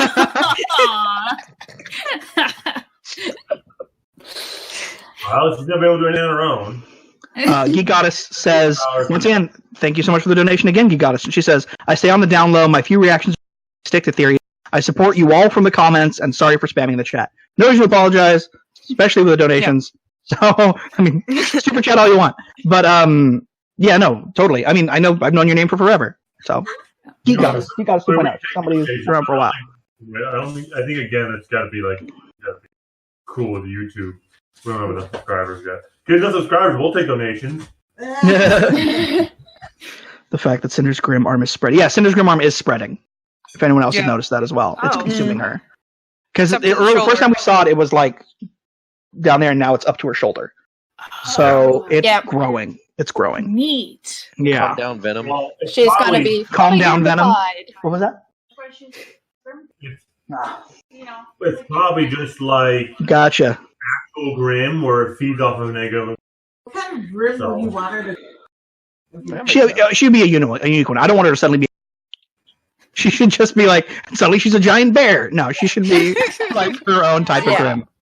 No, she could be an apathy. She could be an I think she cares too much for that. Yeah, she's too emotional. We're big again. Oh, good question. She could be the new Knuckleby. Who's gonna be her horse? Neo. No. Neo would buck her ass right off. That's what Neo would do. No, she would be. Yeah, it's a great comic. I wouldn't do the horse so badly. Like, I know there's ride or die for Cinder. No, not like. Quick says it's like a scab; it will never heal and it'll keep getting worse if Cinder doesn't stop picking at it. I think. I mean, it was winter. Pick that. Even with the idea of Grimmified Summer, I think it'd be awesome if you turned into a Grim with like a creepy baby doll mask. No. What's wrong with you? In my chat. No, if you did Grimmified people like that, each doll mask could be different. So like they had a Grimmified Summer. I think no. A doll mask with no eyes. I think in my chat. Mandalore 1258 is saying Cinder turns into a banshee group. I think that Jessica's only rule is that her character cosplay. So I'm sure whatever they do, it'll be someone. Do some, Could Cinder's, some awesome cosplay if Cinder's for it. arm is growing, could that tie into the comment that Salem made to her about don't let it control you, you control it? And Oh yeah, she's absolutely. losing control of it. Mhm. Very much, absolutely. Yeah. She looks like a Geist who didn't cover her arm. Yeah. Well, yeah, the growing back of the arm did pretty much resemble what we saw in Volume 4 in the beginning with the Geist Grim. Yeah, it did. Yeah. Yeah.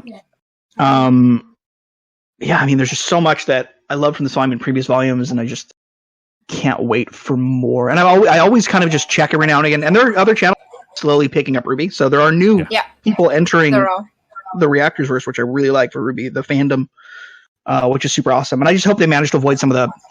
I'm not putting out any specific parts of it as toxic, but there are some very toxic parts of the Rooster Teeth fan. I wouldn't even call them parts of the fandom at this point, but there are some very toxic forces that I just know can kill it for people. I mean, because at a certain point, somebody is not part of the fandom anymore, and they're just somebody hating on it. And that's not just somebody who has issues with it, but somebody who's like actively a force against. And unfortunately, Rooster Teeth has a lot of them right now, especially RWBY. And I just hope that these new people manage to, because that's killed certain shows. Like Avalon was reacting to Doctor Who on our channel for the first time. She never watched it, reacted over time on the channel, and it was without a doubt the most toxic comment section we've ever had on our channel. Wow. Where people coming in from Doctor Who and like, we had really cool people, but the negative part of them were by far the worst. And eventually got her to just stop watching the show. And I just don't want that to happen to people coming in to RWBY and stuff. That's what you just worry about. That's the upside for us because I'm the one that basically handles uploading the stuff on YouTube, and Sterling's in there quite a bit too. And Sterling and I, between the two of us, we just don't care. So someone can rave all they want, and we're like, I'm cool with negative comments, like 99 point. I'll just laugh and delete it. And every now and again, there's just that one. Maybe you had a rough day. Maybe something happened. There's just the one comment that just sticks with you, and it's just I don't think we've ever had a negative comment because we don't have that many followers to begin with. No, as it grows, that will grow too. That down, he's like so brokenhearted. He's like, "What do you think it was? I think I swore. I don't know what it was." Trust me, it'll happen. I mean, you can't focus on it. Like you will 100% get shitty comments. You'll 100% get downvotes. Like our most downvoted videos are movie reviews where we're like, or trailers where movies were like, we liked this movie. Like I think our most downloaded video ever was for Force Awakens, the one in the middle. Last Jedi? Last Jedi was the most recent one. It was the one right before Last Jedi. No, the recent one was The Rise of Skywalker. Oh yeah, sorry, for Last Jedi. We enjoyed Last Jedi, and it is 100% our most downvoted video of all time. I love how people think downloading a video actually somehow negatively impact you. It helps you. It helps the algorithms. Shitty comments.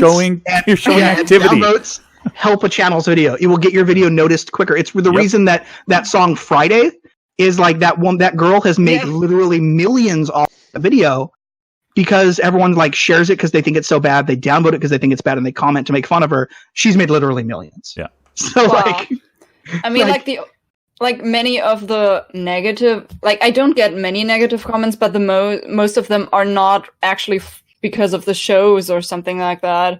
I had a commenter who was like, I don't know, asking me if I was a Nazi because I was German, and I was just like, what the fuck is wrong with you?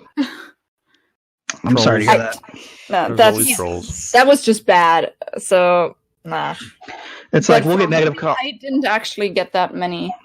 Like we'll get negative comments now and again, but she'll always get them worse just because she's a girl in a nerdy fandom. So like as shitty as it is, like she'll always get targeted much more than me. Or there'll be the opposite comments with like, what the fuck is she doing with a fat guy like that? Which ones that I like about most of the time. But like you get different comments. You get different kinds of things. And it's shitty and stupid. Someone asked if we've go ahead.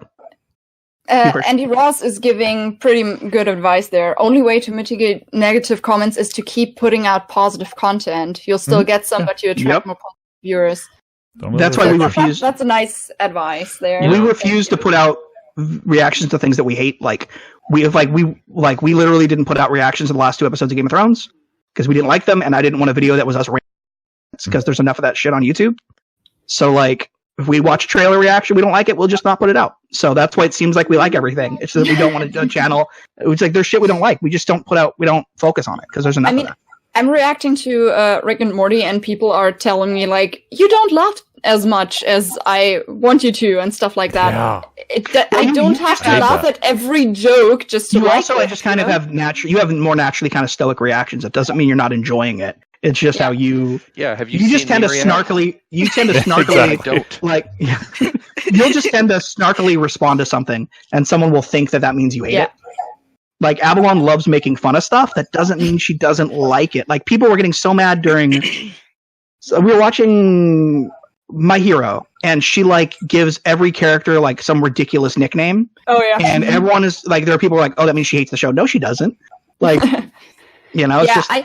I just used to dissect the story writing and stuff like that, and I mean, everyone watches every other channel for different things because everyone has their own thing, and if you don't like it, don't watch it. I actually have 2 things real quick. Go ahead. Yep. So first of all, me reacting is literally. Yeah, I know. I watch your videos. And I'm the type of person that I'm the type of person where I'm watching and I'm processing everything. Yeah. At least you talk about it afterwards. Well, yeah. You know? Yeah. Then the second thing I was going to say was for anyone that leaves, and this is actually kind of a guilty pleasure, when people leave like negative comments or something that's just really over the top or bad, I just want everyone to know that I usually take a screen capture of that and I post it in our Discord, and we make fun of you to no end. So you might think you're being snarky and being awesome, but it's like you're really just getting laughed at really hardcore. I'm going to I need to start doing that. Yeah, I need to start doing that instead of letting it get to me. But no, like I'm the opposite. Like when I react to things, I've had people say that I'm fake, but I'm not fake. I'm just I like react to things really fairly big. Like one of our number 1 videos is me crying over the Logan trailer, which is just like when I really like something, I react emotionally to it. Like, and trailers, like they're art forms. You know what I mean? They'll fucking get me. And it's the same thing with shows. Like I'm not going to be bawling. I love Arnold, Murder of Birds, but like I don't react that big. I don't leap out of my chair screaming, which I've met the dude. That's just him. He's not fake. That's just who he is. We met at RTX, but like, and I absolutely will cry, but you did too. Like our number 1 most watched video is Breath of the Wild. So like we both, we have emotional reactions to things, and it's not being fake. It's just that people show their enjoyment in different ways. Some people are more stoic about it. Some people are snarkier. How about the other side? How about the people? I've had complaints about this before. I ignore them, but I've had complaints about. Why are you talking over this? You shouldn't be talking. You shouldn't be saying anything over this. I'm like, why are you watching my reaction for this episode? What is wrong with you? If I don't talk in a scene, then this scene is not going to get into the reaction. Reaction if it's not Rooster Teeth. Right. Hey, to all those people I say, if you really want to see all the scenes we don't talk, sign up to Patreon. We have the unedited reactions. Otherwise, like I just like, like it's the people who someone here I think, or someone Reactors posted something about like why are you people? Someone on someone's video made a comment about people watch RWBY Reactors so they can see the show without supporting Rooster Teeth. What? Oh. Yeah. So will you shut up and let us watch this crap or whatever? Who was that? Does anyone remember? No. It was some big reactor, and they posted that. And they put it on Twitter, and they're like, "What the fuck?" That was Arnold. But that was Arnold. Okay, yeah, that was. Yeah. I mean, they still monetize RWBY Reactions, so they if you watch our reactions, they're still getting your money. So that's just how that works. So it's like you could just go watch it for free on their site. So yeah, it's available for free for the reactions. Thank you again, Geek Goddess, and she said thoughts. Sorry, if someone's someone super chats. It says thoughts. Ren's mental state. How is Dad's motto take action, and how it is very similar to how Ironwood thinks, and danger with his semblance. Mm-hmm. Interesting. I mean, he was pretty much on Ironwood's side at that one point. Yeah, absolutely. Where Nora was speaking out for the people of Mantle, and then he was just like, yes, sir. Yeah, he was very much like, let's give him some time, he was quick to react as Nora was. Yeah. So that's a very, very good point. His big problem that's going to come up is that he is so used to not being an emotional person that now he's having that confliction because with Nora and all this, other things that are going on. He feels. Yeah. Well, yeah. You can end the sentence there. Feelings are scary. But no, that's why it got to him so badly when Neo looked like Nora. It was like not, we lost the fight. It was him realizing this is used to that. Kind of, like, I'm worried about that confrontation he's going to have, where he's like, it's going to be that very kind of tropey, you're making me weak kind of thing, or you make this whole thing. But I'm really worried the direction it's going to go. But you know what I mean? Like, when I say something's tropey, that doesn't mean it's bad. It just means it's a thing that is done a lot. No. I have to explain that in my videos sometimes. I'll say something's a trope, and they'll be like, it's good. I'm like, that's not bad. Yeah, I'm like, that's not bad. It's just like a known thing. And I'm worried that's the direction that conversation's going to go. That could be, yes. I'm worried about so many people. Yeah. Yeah. Worried about the mental state of them. Oh yes. Especially after we see him cry. Did he cry before? Probably in volume. Something on he did cry in the flashback. Yeah, I don't know if we've seen him cry since he was a kid. I don't think so. I don't think we have. I don't think so. Big emotional response. Yeah. In this last episode. I mean, and that cry in the flashback was before you found his semblance. So. Right. Yeah. What led to his semblance? I don't agree with Lord Darth Vader. Lord Darth Yoda says, "I'm serious thought into betraying the." I do not see that happening. Who betraying? I do not see him betraying the heroes and siding with Ironwood. Sorry, he says, and I don't see that happening. No. I think any chance he had of siding with Ironwood is long gone at this point. Long gone at this point. Yeah. They're still his friends, you know. Yeah. Penny, I think I have personal feelings. Ren, same. I can. Oh, how about this, Penny? I think I have personal feelings. Ren, I can help you with that. Do you think Crow gets his revenge again? Ooh. Maybe. I mean, he's going to show up again. I think Ozpin needs his confrontation with James. Ozpin / Oscar needs his that's going to happen with James. They're both still that there. has to happen. That's going to happen. Yeah. Penny and Ren should just have a long conversation about personal. Yes. Yes. Yeah, Ren isn't going to side with a would-be child murderer. Yeah. A comment here. Yeah. And only would be because of auras. Otherwise straight up child murderer. Yeah. Yes. What's interesting is that Ironwood was always there when Ren's semblance, new weird hyper thing went off. So I don't know. Maybe he was picking up on Ironwood's emotional. Yeah. What is that? With Ren's semblance, the shift we saw in this volume of him being able to, like, precognitive almost. He was sensing some things that we never saw that in his semblance before. Basically, the only person almost that certainly showed Darth up Vader. for that was the common denominator was Clover. Clover Ironwood too. Oh, well, Clover was with Ironwood, wasn't he? Yeah. When that Except for the very first time. The very first time it showed up, it was Clover was and in those first guys showed episode. up. Right. Yeah. And the second time it hit was Clover and Ironwood walking in the room. Yeah, so Clover was there both times. Interesting. So well, then that's not going to be a thing anymore. Thank you for that reminder. Oh, well. Will Breaking Crow out be a Volume 8 plot? Oh, absolutely. I don't see them staying in this area past Volume 8. I don't even know if they're going to be in this area the entirety of Volume 8. Crow can take himself out. Yeah, that's true, yeah. He's going to be pretty broken for a bit. And then I'm worried about him. If anyone has plot reasons for backtracking on their recovery, it's Crow. But I'm really curious to where that's going to go. He feels very guilty. I know. That's a proper sound in response. I have hopes for him. Yeah, absolutely. Like I don't think like the character's initial done drop, for I guess. Yeah. I don't think the character's done for and it's going to be a wreck. But I see him. But having some he's going to be he's going to be like a relapse. And Then getting back on track. Hopefully, we already had his emo phase in Volume 6. Yeah. Cool. Maybe he's gonna take something away from his friendship with Clover. Maybe that can be something to help him. Maybe Clover has never had the semblance of being lucky. Maybe Pin was lucky, and now Crow does not have a semblance. Well, that is interesting. Neat. Just keep it with him, and then just like, oh, my problem anymore. Hikata says, "I feel so bad for Crow." Same. He's had a rough time of it. We want him happy. Agreed.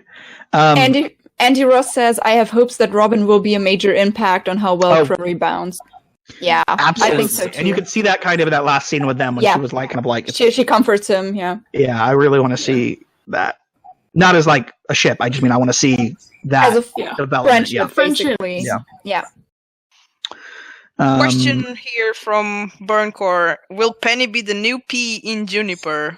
Got it. I got that as a YouTube comment on my reaction to Penny being the new P. I heard that, and I also heard Pine, or Oscar Pine being the other that was beforehand, and now kind of I usually call it Junior with Oscar, but I was a fan of Orange, like Orange. But it would mean Oscar. It would mean Oscar's team leader, Yeah, I know, work. but still, little baby. You don't think what? Penny is too Ruby and her BFF. And I think it'd be too much power to have a maiden to lose them permanently. And second, I think once they leave Atlas, Penny will stay behind to take care of Atlas and Megan. She's the protector. Or she's going to get offed.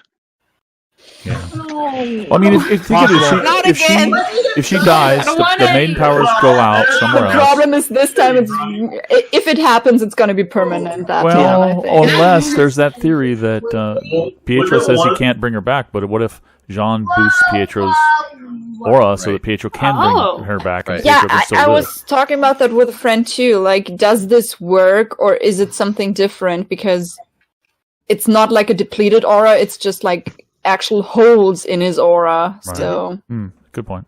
Yeah. Is it like with health points and like losing health points? Well, I mean, it shows their as far as their early season, like I mean, like necrotic damage. Necrotic. What was that? So Ruby is an isekai. Ruby is an isekai. Yeah, I can see that. Fair enough. I think Robin can prove Crow's innocence, but actually that he feel closer. But bring her back a third time, but it would kill him. One of those really sad ones. It's possible, Yeah, possibly. I don't think Crow's worried right now. I don't think the big concern is proving his innocence about killing Clover. No. I don't think that's why he's in. He's not in cuffs because of that. He's in cuffs because in Ironwood mourning. told them to arrest him. Yeah. Someone asks, will Raven be back in the future, or is the story over when the girls have to get the powers in the end? Fandom theory, she must be back to die. I think we're definitely going to see her again at some point. And once again, hopefully Ty too. Great character, need more Ty. And so maybe they'll fall in love again. I get a feeling she's going to have a bit of a rekindle the old flame. Episode 3 of Volume 8, they'll be losing, and all of a sudden out of nowhere comes a flaming Schwai. What were you saying there? Bruce? Bruce was saying something. That I think there's going to be, because it already kind of started, I guess, in a way, or you get the hints of it. I think that Raven's going to get a bit of a redemption arc of some kind. Yeah, absolutely. And it's going to be, but I get the feeling it's going to be one of those bittersweet ones where it's like, awesome, she realized what happened and she's gone. Yeah. Or something like that. Yeah. If she gets a redemption arc, it will probably be like that, yeah. Well, if you believe that the 4 girls are going to get the 4 maiden powers in the end, then at some point... Then definitely. If they do that, they should definitely switch it up, and Weiss shouldn't be the Winter Maiden, just because everyone expects Weiss to be the Winter Maiden. Yeah. I mean, like, they should just rotate Ruby could be the Winter Maiden, because Penny has the Winter Maiden power now, and if Penny dies, it would be most likely Ruby she thinks of. Ooh. That's indulgent. And Yang would be Spring Maiden, just because, I mean, it's Raven. Yeah. What was that, David? Well, maybe I always figured that maybe they keep Nora around to be the 4th maiden, because let's be honest, if you give Ruby maiden power on top of Silver Eye, it's over. They want it. Unstoppable. Think about this: the four Ruby girls get the maiden powers, and then the rest of Team Juniper are 3 headmasters, along with Oscar, of the 4 schools. Oh, ooh! I love that. Quick says the P in Juniper really stands for permanently dead. So who do you think will fit the spot now, Oscar or Penny? Is the question. Why? Who was that? Who's that so we can all ban them? I mean, who? I like this. Ban them. I like this person. They speak to my dark humor. Oh, my heart.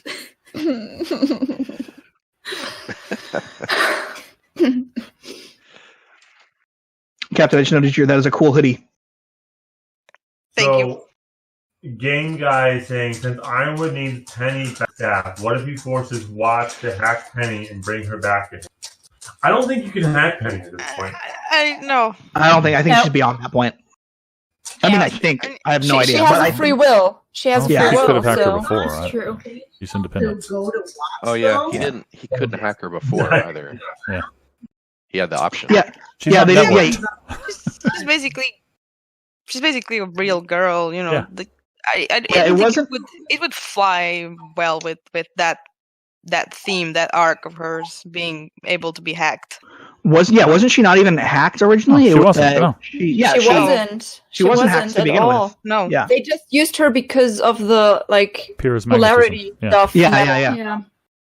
So I it's think- not access to her schematics, but they didn't hack her because she's not. Right. She's a robot, but she's not a machine. You know what I mean? She's You know not what I mean? online, too. Yeah. I don't Yeah. think she's online.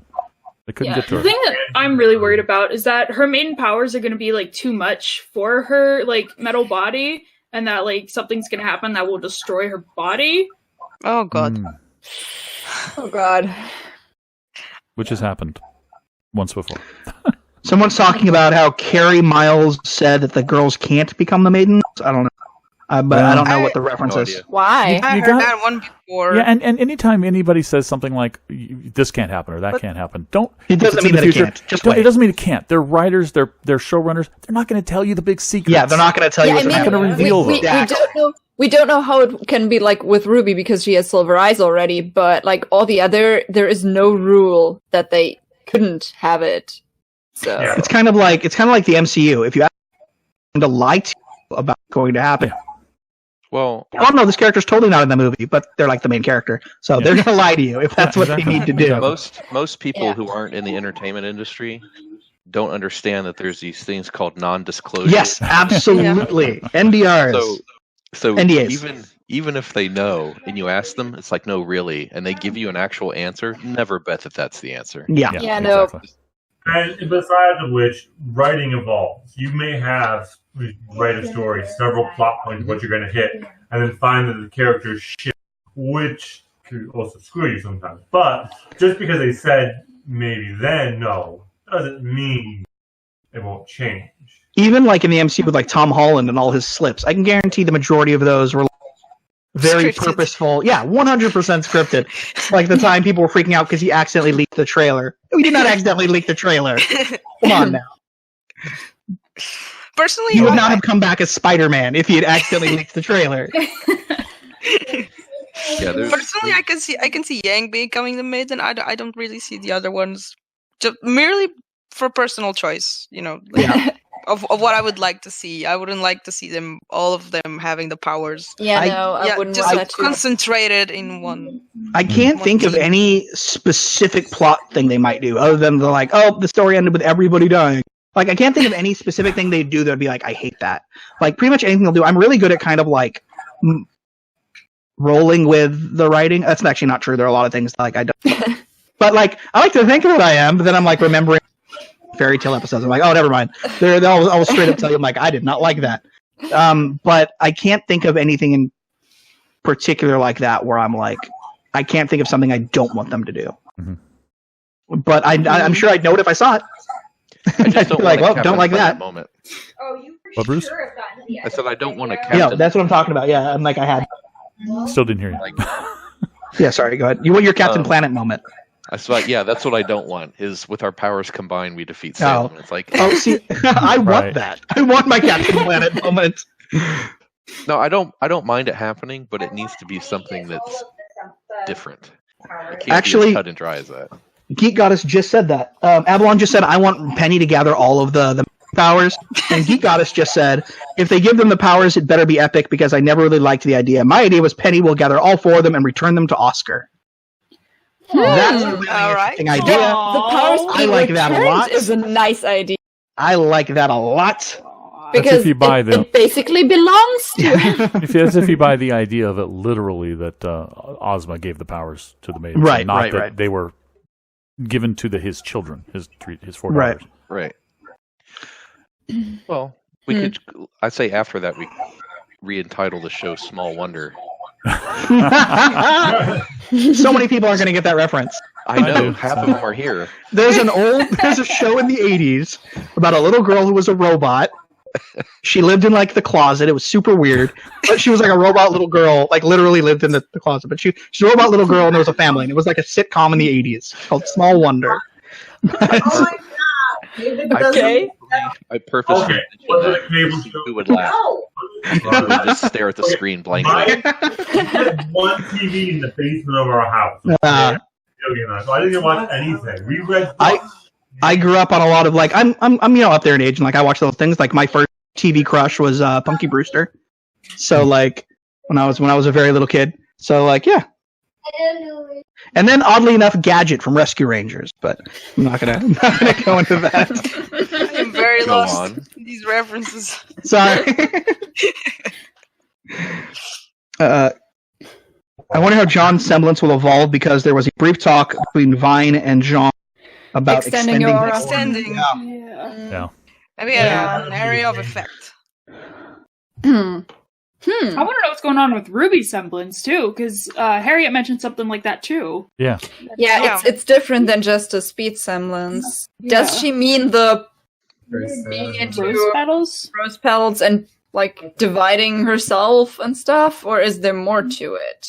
Yeah. She has the quantum tunneling semblance. She can split into pieces. Basically, a slower teleport. Yeah, it's And you've seen her slower teleport. Yeah, and you've seen her grab and then flower petal with Weiss, so Yeah. you know that she can. Yeah, And Aura. yeah.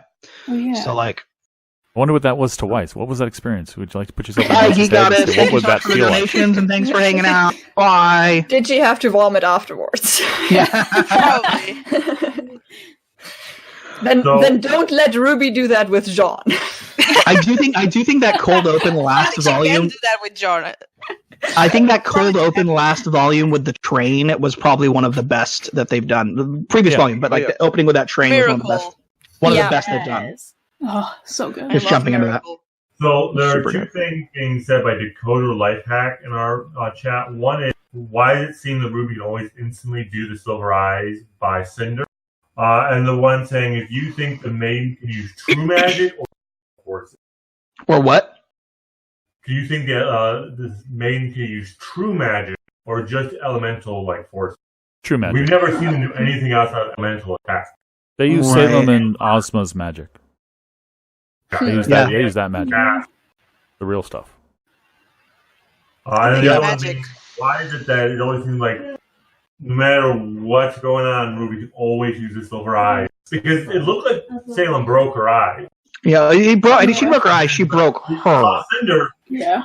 No, I know that, but I mean, like she broke her, not the power. Yeah, the power's there. It was kind of this emotional thing. Because her power has been shown to work when she's at peace, basically. When she's thinking of like good things, is when it works best. So she broke her, And you have to but have not Grim the power. there. You have to have Grim there. I mean, 'Cause we remember, have- Yeah. That flash We have with the Salem, twisting there was of no the real scene, Grim yeah. there. Yeah. Because had someone mentioned that, they're like, "Why if Salem's not afraid of the Silver Eyes? She is. She wasn't there. Yeah, that wasn't Salem. That was a projection. It was like, why isn't her power not work on the TV? It's because the person on the TV is not there. I have a picture of Salem. I'm going to kill her. Yeah, The only Salem. Grim being there was the jelly, so... Yes. And it was gone. It was dead. It had been destroyed. Yeah, and it was dead. Yeah.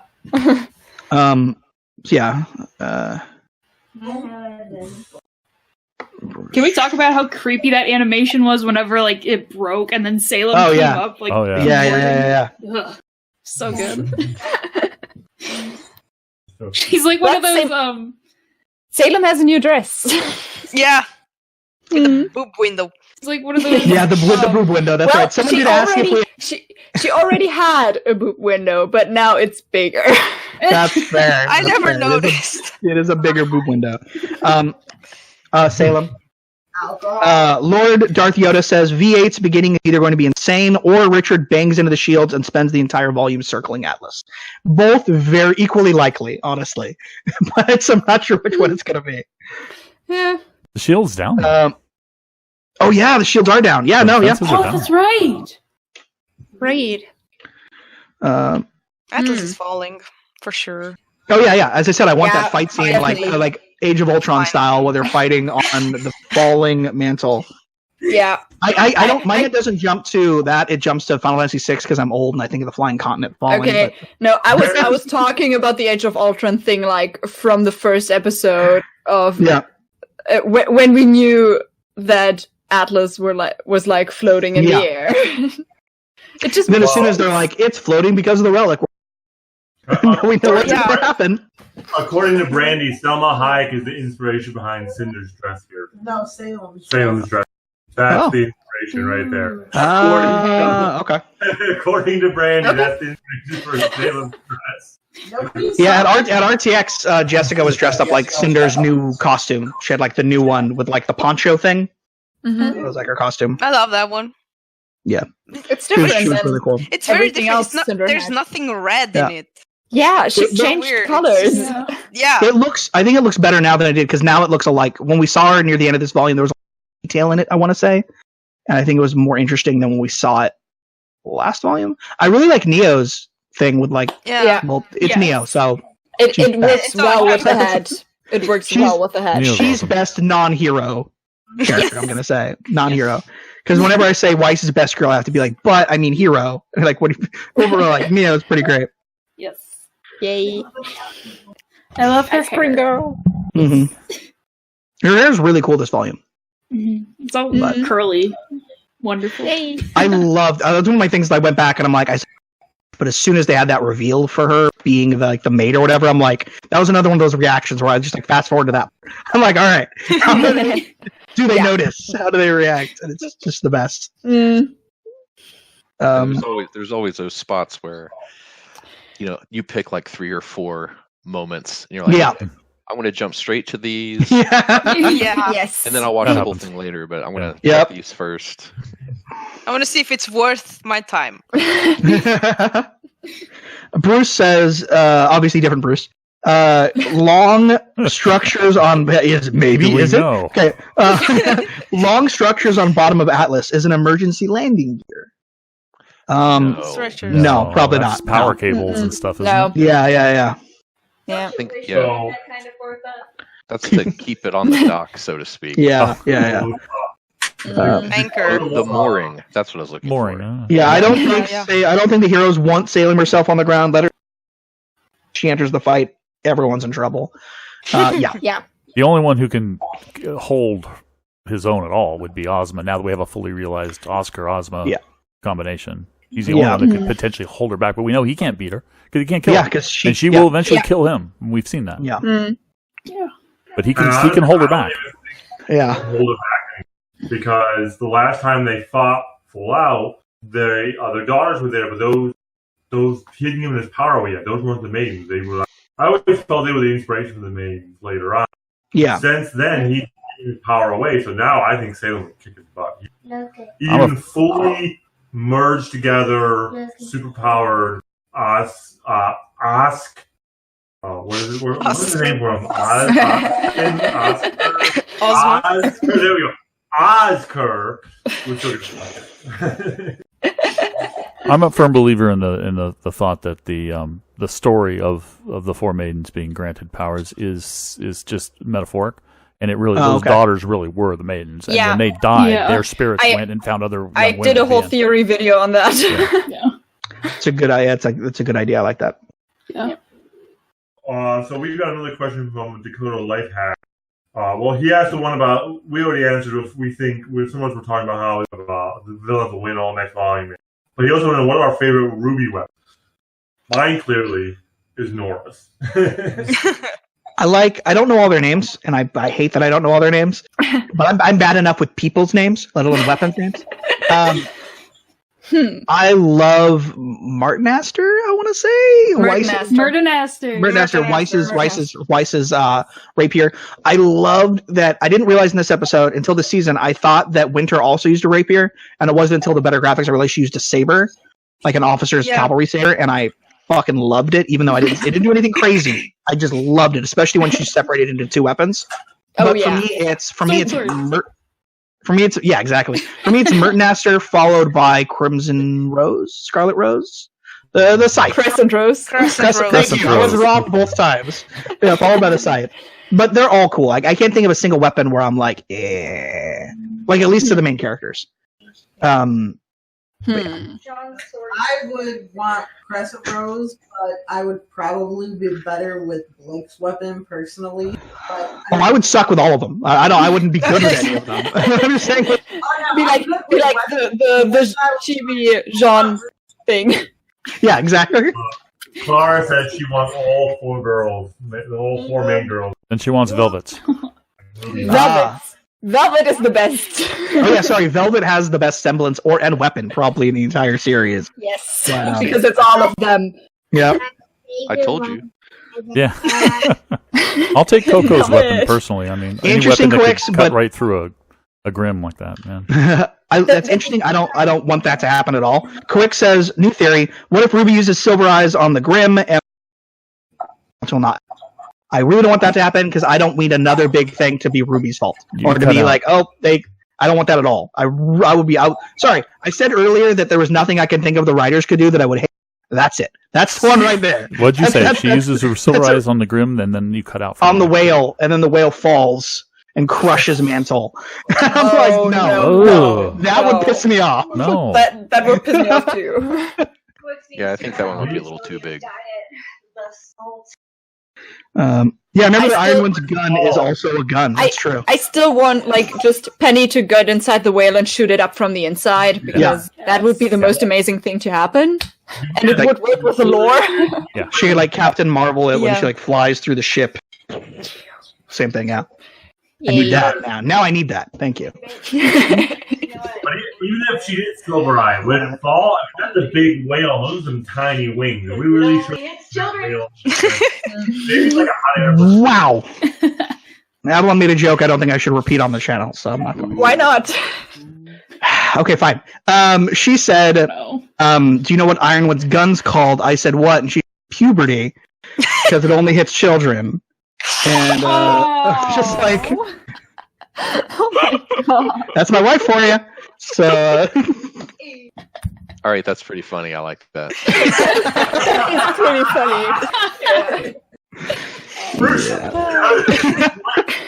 It's all quiet. That's what I'm talking about. When people say he doesn't react, that's like his Queen Silence. Then that was a good one. She must hate Ruby. She must hate Ruby. She said that about it. She must hate Ruby. Yeah. I'm trying to be the commenter. Yeah. I know. I get that. I was talking earlier about people in the comments will be like, "Oh, she must hate the thing." So he's like, "Oh, she must hate Ruby. She must hate Ruby." That's right. That. It's the same thing where people were convinced I was literally forcing her to watch Camp because she was always horrified. Oh, that part? But it's I'm like, guys, I can't force her to do shit, and I wouldn't if I don't think you understand how things work. I'm like, I didn't tie her to the chair. She's just horrified by Camp all the time. She still volunteers to watch it. Sometimes you're just so masochistic that you watch it even. Exactly. Who thinks the whale is also a gun? Yes, opening the mouth and it's like a nuke. Spout from the top. There's some kind of weapon in the top. There was something glowing in there. Yeah. It's gonna do that shoop da whoop thing from the old meme. Oh my god! Big laser out. The big lips. The big lips. God, I haven't thought about that in so long. Game Guy says they're canceling you. You've been canceled, Avalon. Sorry. Okay. So another question from she says she's not sorry. What was that? Another question from Decode Lifehacker. He wants to know who our favorite villains are, and who our favorite villain and hero fighting styles. Ooh, Neo as my favorite villain. Here's the thing. I want to make something very clear. When I say that I think that I he's a piece of shit and I hated the character, but he served such an important role in Blake's story that I think he was an incredible villain, and I think he served that purpose very, very well. But like not as I liked seeing that character on screen kind of villain, more necessary plot point kind of villain. Yeah, he was story important, story relevant and stuff. So he was a hurdle for Blake to overcome for her development, and Yang to overcome. He made me very which they uneasy. both did very well. Which is kind of the point of him, and like and I mean, I think his design. I think he also served a great purpose of very, very largely outing a certain portion of the fan base. So it's very easy to know who to avoid. But it's like reminds me of there's a comic writer named Gail Simone who goes against Gamergate all the time and Comicsgate and all those misogynists, and she did a thing where she was like, "Oh, I finally managed to block all of the Gamergate, all the Comicsgate people on Twitter, just so they all would come out and be like, you didn't block me." And she's like, "Thank you, thank you, thank you." And it's the same thing with Adam stuff, Adam apologists. But it's like, oh, so thank you for revealing yourself to me. I like him.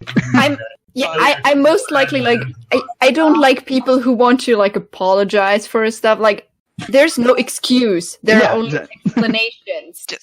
No excuses. 100%. Yeah. But yeah, Neo is my favorite, and then fighting style and villain. Just answer in one. I also really like Emerald because I think she's a very interesting character, and I really, really want to see where her development goes. I want to see more of her too. I would exclude in my answer Neo and Hazel and Emerald because I don't think they're really villains. I think they're people who are in their own world. I'm seeing it as antagonistic to the protagonist. Sure. So that's how I'm kind of taking. But I love Tyrion. That's how I'm taking. He's a villain. Tyrion is fun. Does Mercury count now or not? He's still antagonistic to the main characters. Yeah. So I would definitely say so. And he's less likely to switch over than Emerald. Yeah, okay. Yeah. Because he's kind of in it because he's a piece of shit, but he was abused and he had a lot of problems. I get it. But I mean, like, Emerald, meanwhile, definitely you could see last time we saw her that she felt she was in over her head and this isn't what she signed up for. With Mercury, again, no excuses, just explanations. Yeah, absolutely. That's the same thing. But I kind of like his breakdance fighting style, so... Yeah, no, he's a fun character. Real quick, Captain, what's the name of the dog? I gotta know. Noah's adorable. All right. I think to draw attention to. She's very sleepy. Not murder face. Not murder face. Murder face is upstairs with my parents. Roman was a very entertaining villain. Yeah. Oh yeah. Yeah, definitely. I think my favorite villain fighting style was actually Watts, which is so tactical. And I think my favorite hero fighting style is from RWBY Grim Apocalypse with Pyrrha. It's really fun and technical. I like technical fighting, I think. I like fancy. I hope we get... Go ahead.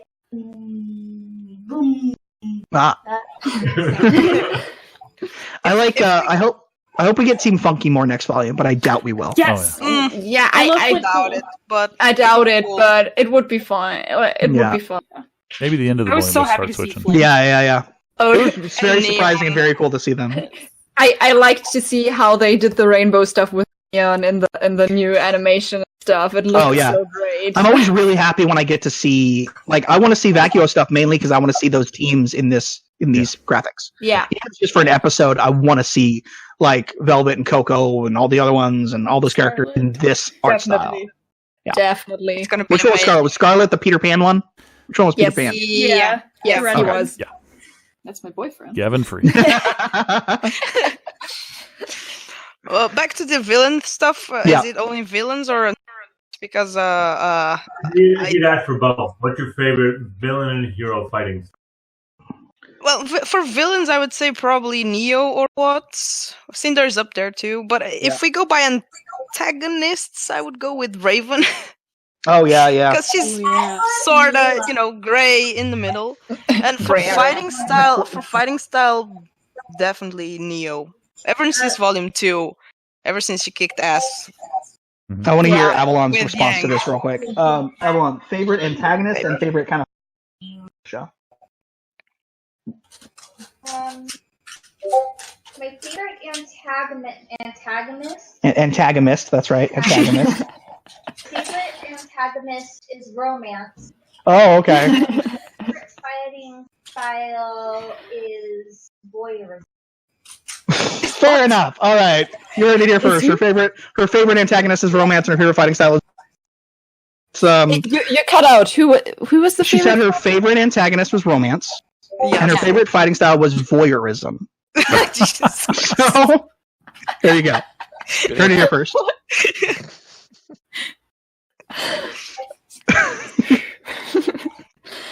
I mean, yeah. Get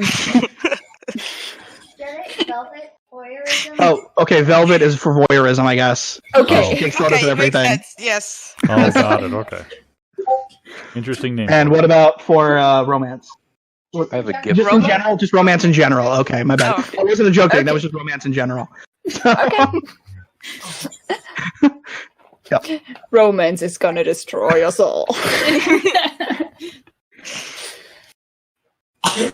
Maybe in volume 8. I mean, it's already kind of destroying Ren, so. Yep. Someone brought up a good point. I want to see how Sun reacts to Blake and Yang. I see him as being supportive. He will be I see fine him with as that. supportive. They already had that. I mean, he said in the beginning of Volume 6 that it was never about that. It was never about that exactly. Like So, I see him as being like I 100%. see him, as being a He likes supportive her. friend. Yeah, Just- I don't see him being jealous at all. Yeah. No, like a it's jealous not type of Adam.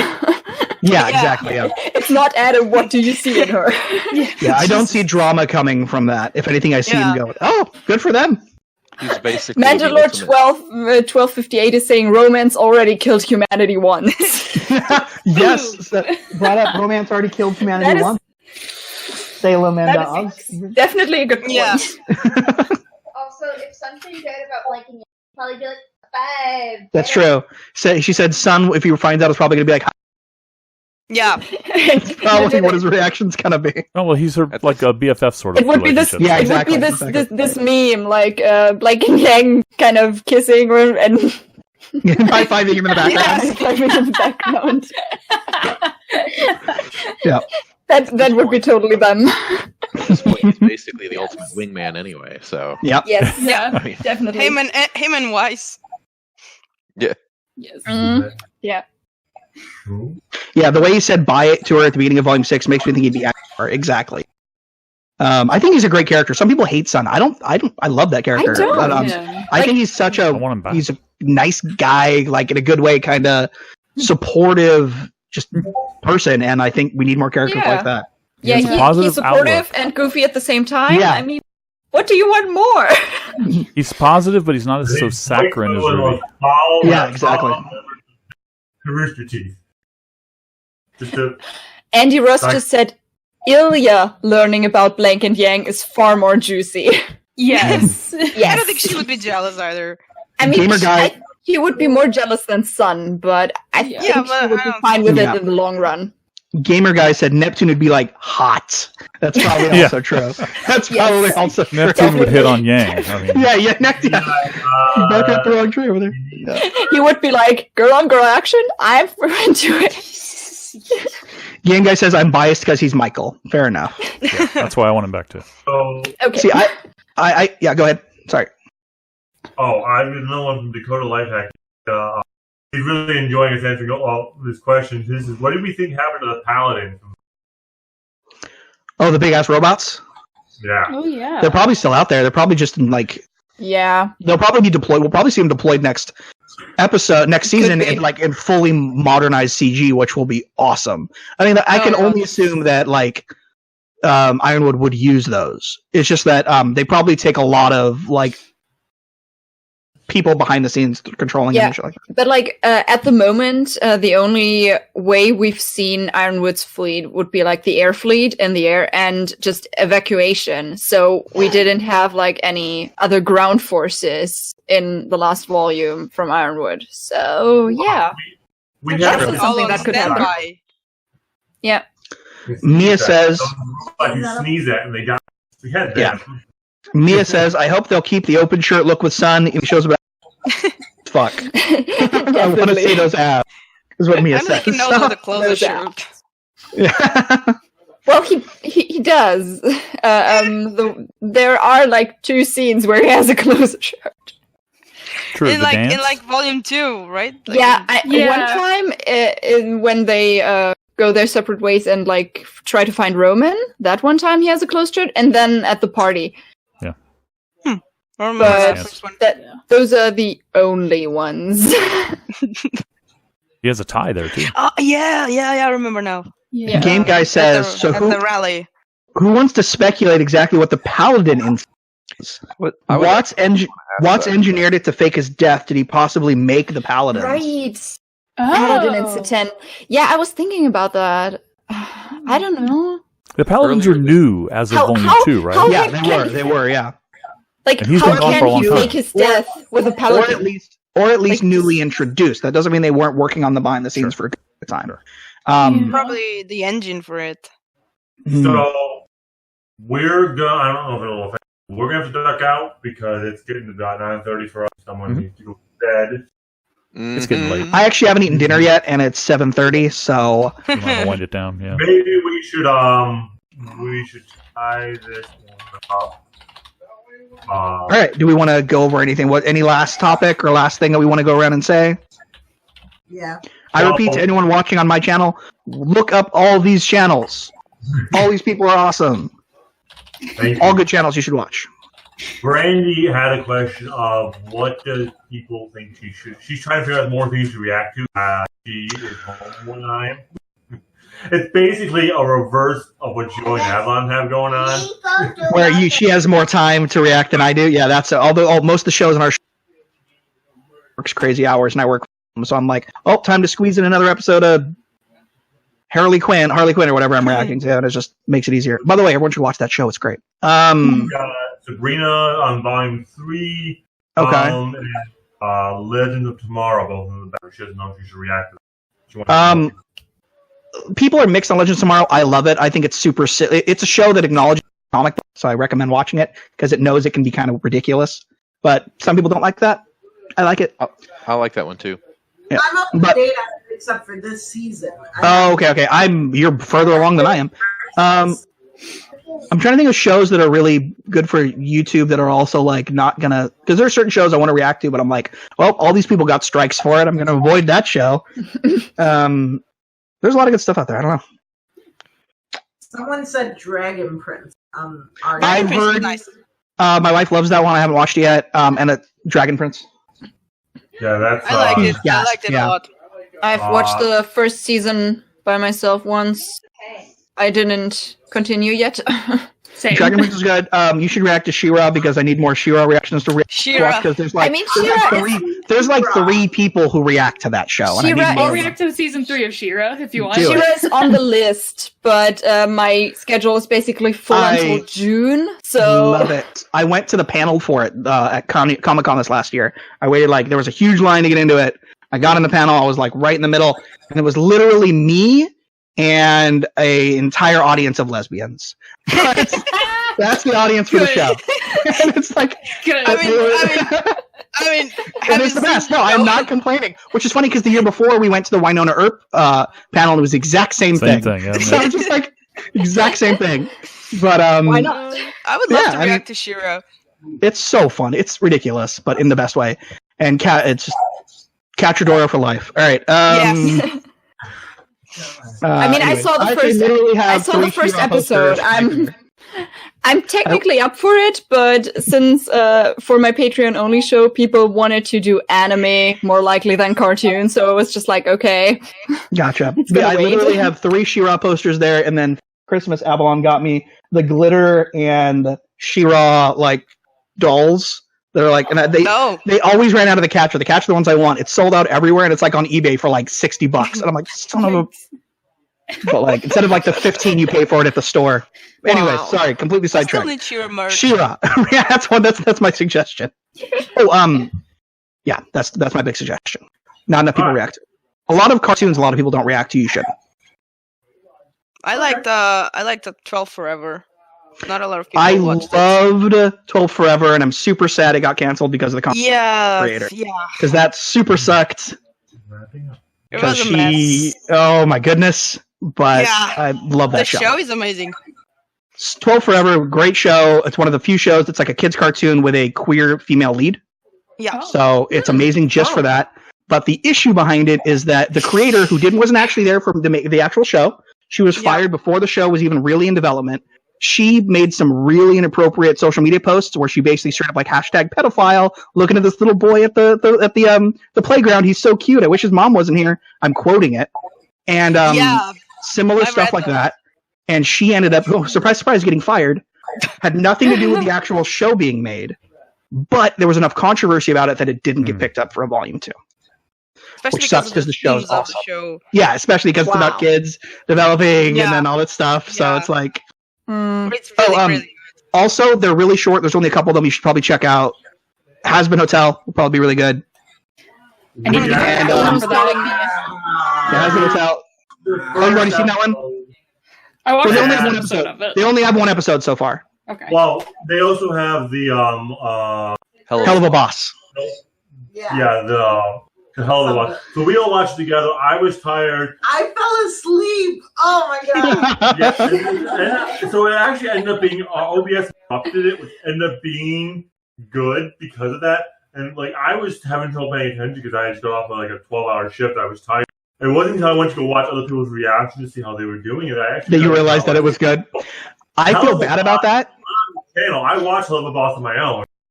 I feel bad about it because, like, I got a bunch of people in my Discord asking. Like, "Oh, are you going to react to Has Been Hotel?" And I saw like some snippets about it, and I thought that it was. I hate things that are just like edgy just to be edgy, and I'm like, I'm going to hate it. So I kind of shit talked it a little bit, and then I was like, at one point I fully admit it. And then at one point on my own, I'm like, all right, it's like 15 minutes, I'll put it on, and I loved it. And I was so mad at myself for not reacting to it and for talking crap. Unlike Joker, which I stand beside my talking crap about Joker, but I'm not going to get into that. But, I loved it, and I'm like, I'm so mad that I didn't film a reaction to this because it was so good. You can film a review afterwards. I'm just putting. I could do that. Yeah. I'm just putting everything on my list basically, and just like, okay, if the spot is free, I'm gonna do something of it. Like I've started filming a bunch in advance. Then I'm currently filming Teen Wolf, Gravity Falls. I'm loving Gravity that. Falls! If you don't love Lydia on Teen Wolf, then basically I don't like you anymore. If what was that? If you don't love Lydia. Which one was Lydia? Lydia's the redhead, right? Like she's kind of like a reddish blonde. She's like the popular girl who's secretly really smart. Yes. I'm only on season 1, and she's easily my favorite character. Good. So easily the best character. But yeah, Vikings. Once again, Harley Quinn. Everyone should check that show out. It's way better than it should. But yeah, we did film a reaction. I have not gotten up yet to the new show they had on YouTube. They're advertising the Zoe Extreme Playlist, the musical comedy. Because apparently I'm hilarious to watching comedy. He's the worst. He will walk out of the room and he's like, "Nope, I'm done." And we're like, "I want to see you not walk out." So bad. I'm getting a lot of comments about, "Are you guys going to do more of these?" Great. Maybe we can find other subjects to do roundtables about, which would be great. But we're not getting another RWBY. Well, at least probably until we get more RWBY. But we could just do October Reactors roundtable without the RWBY. Yeah, exactly. We can do something without RWBY and be like, things because it was very successful. Yeah. So this was pretty much all Story Fandom's idea, right? This was all you put this together, right? Yeah. This was great idea. Great idea. Yes. I slightly stole the idea from I used to play a game. I burned down. I used to love her Elite Danger. And for a while, they were doing all this content. All the content creators for Elite Dangerous would get together every Friday and do a big group stream, talk about it. I'm like, RWBY's really good. What if we just do that? Yeah, no, it was a good idea. So, anyways, I should dip out and eat. So, great talking to everybody. It was great meeting some of you for the first time. Some of you just actually meeting. Hello. Yes. Hi. Let's do something around. I know there are several sub-active Discords that if you're not in, you should check out. There are a lot of people in. I know. I have a Discord now. It's pretty new and it's not very active yet. But if you want to join, same and here. then I know that Sirs and Madams has one. I have one. I'll have to check out both of yours. Are they listed under your? Mine is always listed in the descriptions of my videos. So, what about yours? I don't remember if I posted it on my YouTube yet or not, but I can leave a link in here and then I'll post it on my YouTube. Yes, I don't. I'm not in the chat though, so I'm in my chat. So so we'll find a way. I don't know, but people should check out Discord. A lot of really great communities. Watched reactions, so it was nice meeting you. That's the kind of way Avalon is. She doesn't really watch reactors unless I make her. I asked David, I'm like, do people really watch people react to stuff? I really don't understand. Yes. I love it. I mean, that's not true. They're not true. She doesn't watch other reactors. Yes. She's not as into it as I am. Rooster Teeth reacting to murder of birds. That is one of the greatest videos on YouTube. I will stand by that. I just watched that, like, not today because it's like almost 5, but I love it. They're like, we're gonna kill him. Like, oh my god. And he's like, oh, Penny, and they're like, oh no, he doesn't know what's gonna happen. It's one of the best. And the end with, we're gonna destroy you with our hugs. That's so cute. So there's one particular reactor who's new. Okay. That I've caught his stuff, and he's actually comes from an animation background. Oh yeah. I think I know who you're talking about. Yeah, and he's actually, back in the day, he had actually like met Monty several times. Oh wow. Wow. Like that. And so, but he just decided to randomly have this channel, and it's let's see.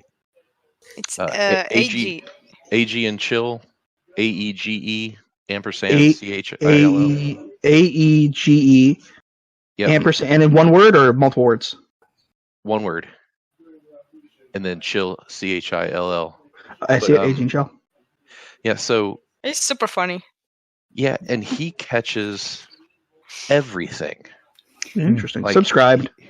Yeah, he catches everything, and I've like the smallest details that he'll just notice that have to do with animation or plot devices, or he'll make predictions like 3 episodes earlier. Be like, I get a feeling that this is going to be important, or for some reason I think that this is a big deal, and it's like that's the entire plot device of the show. Of course, it's a big deal, but he just doesn't know it yet, But yeah, he's a really good one to watch too. So he did miss Blake's fondness. Yeah. Is it actually on the thumbnail? It says, "How did I miss those ears?" Well, yeah. That's the funny thing is, in one of the previous episodes, he saw the bow move, and he thought it was an animation glitch, and he noticed that. But then fast forward all that time, and he was like, "Oh, wait a minute," I was just double checking that I am in fact subscribed to all your channels. All right. So, all right. Yeah, I know for some of you, I've watched a bunch of them, so I figured. He's a lot of fun, and he's just getting started. He said something the other day about like, oh, holy crap, there's 7 volumes. So. What did I sign up for? Oh no! He's not finishing the first, I think. Yeah, he's up to chapter 15. On that note, I am going to go. So great talking, everybody. Great meeting people who I'm just meeting. Yeah. I'm going to go too. Yeah. It's almost 5, and I kind of have something to do at like 6. Well, like at noon. Oh shit! Buddy. All right. I told them I would be tired. You have musicians' hours. Bye. Bye, everybody. Bye, Thanks for coming everybody. to the stream. Bye.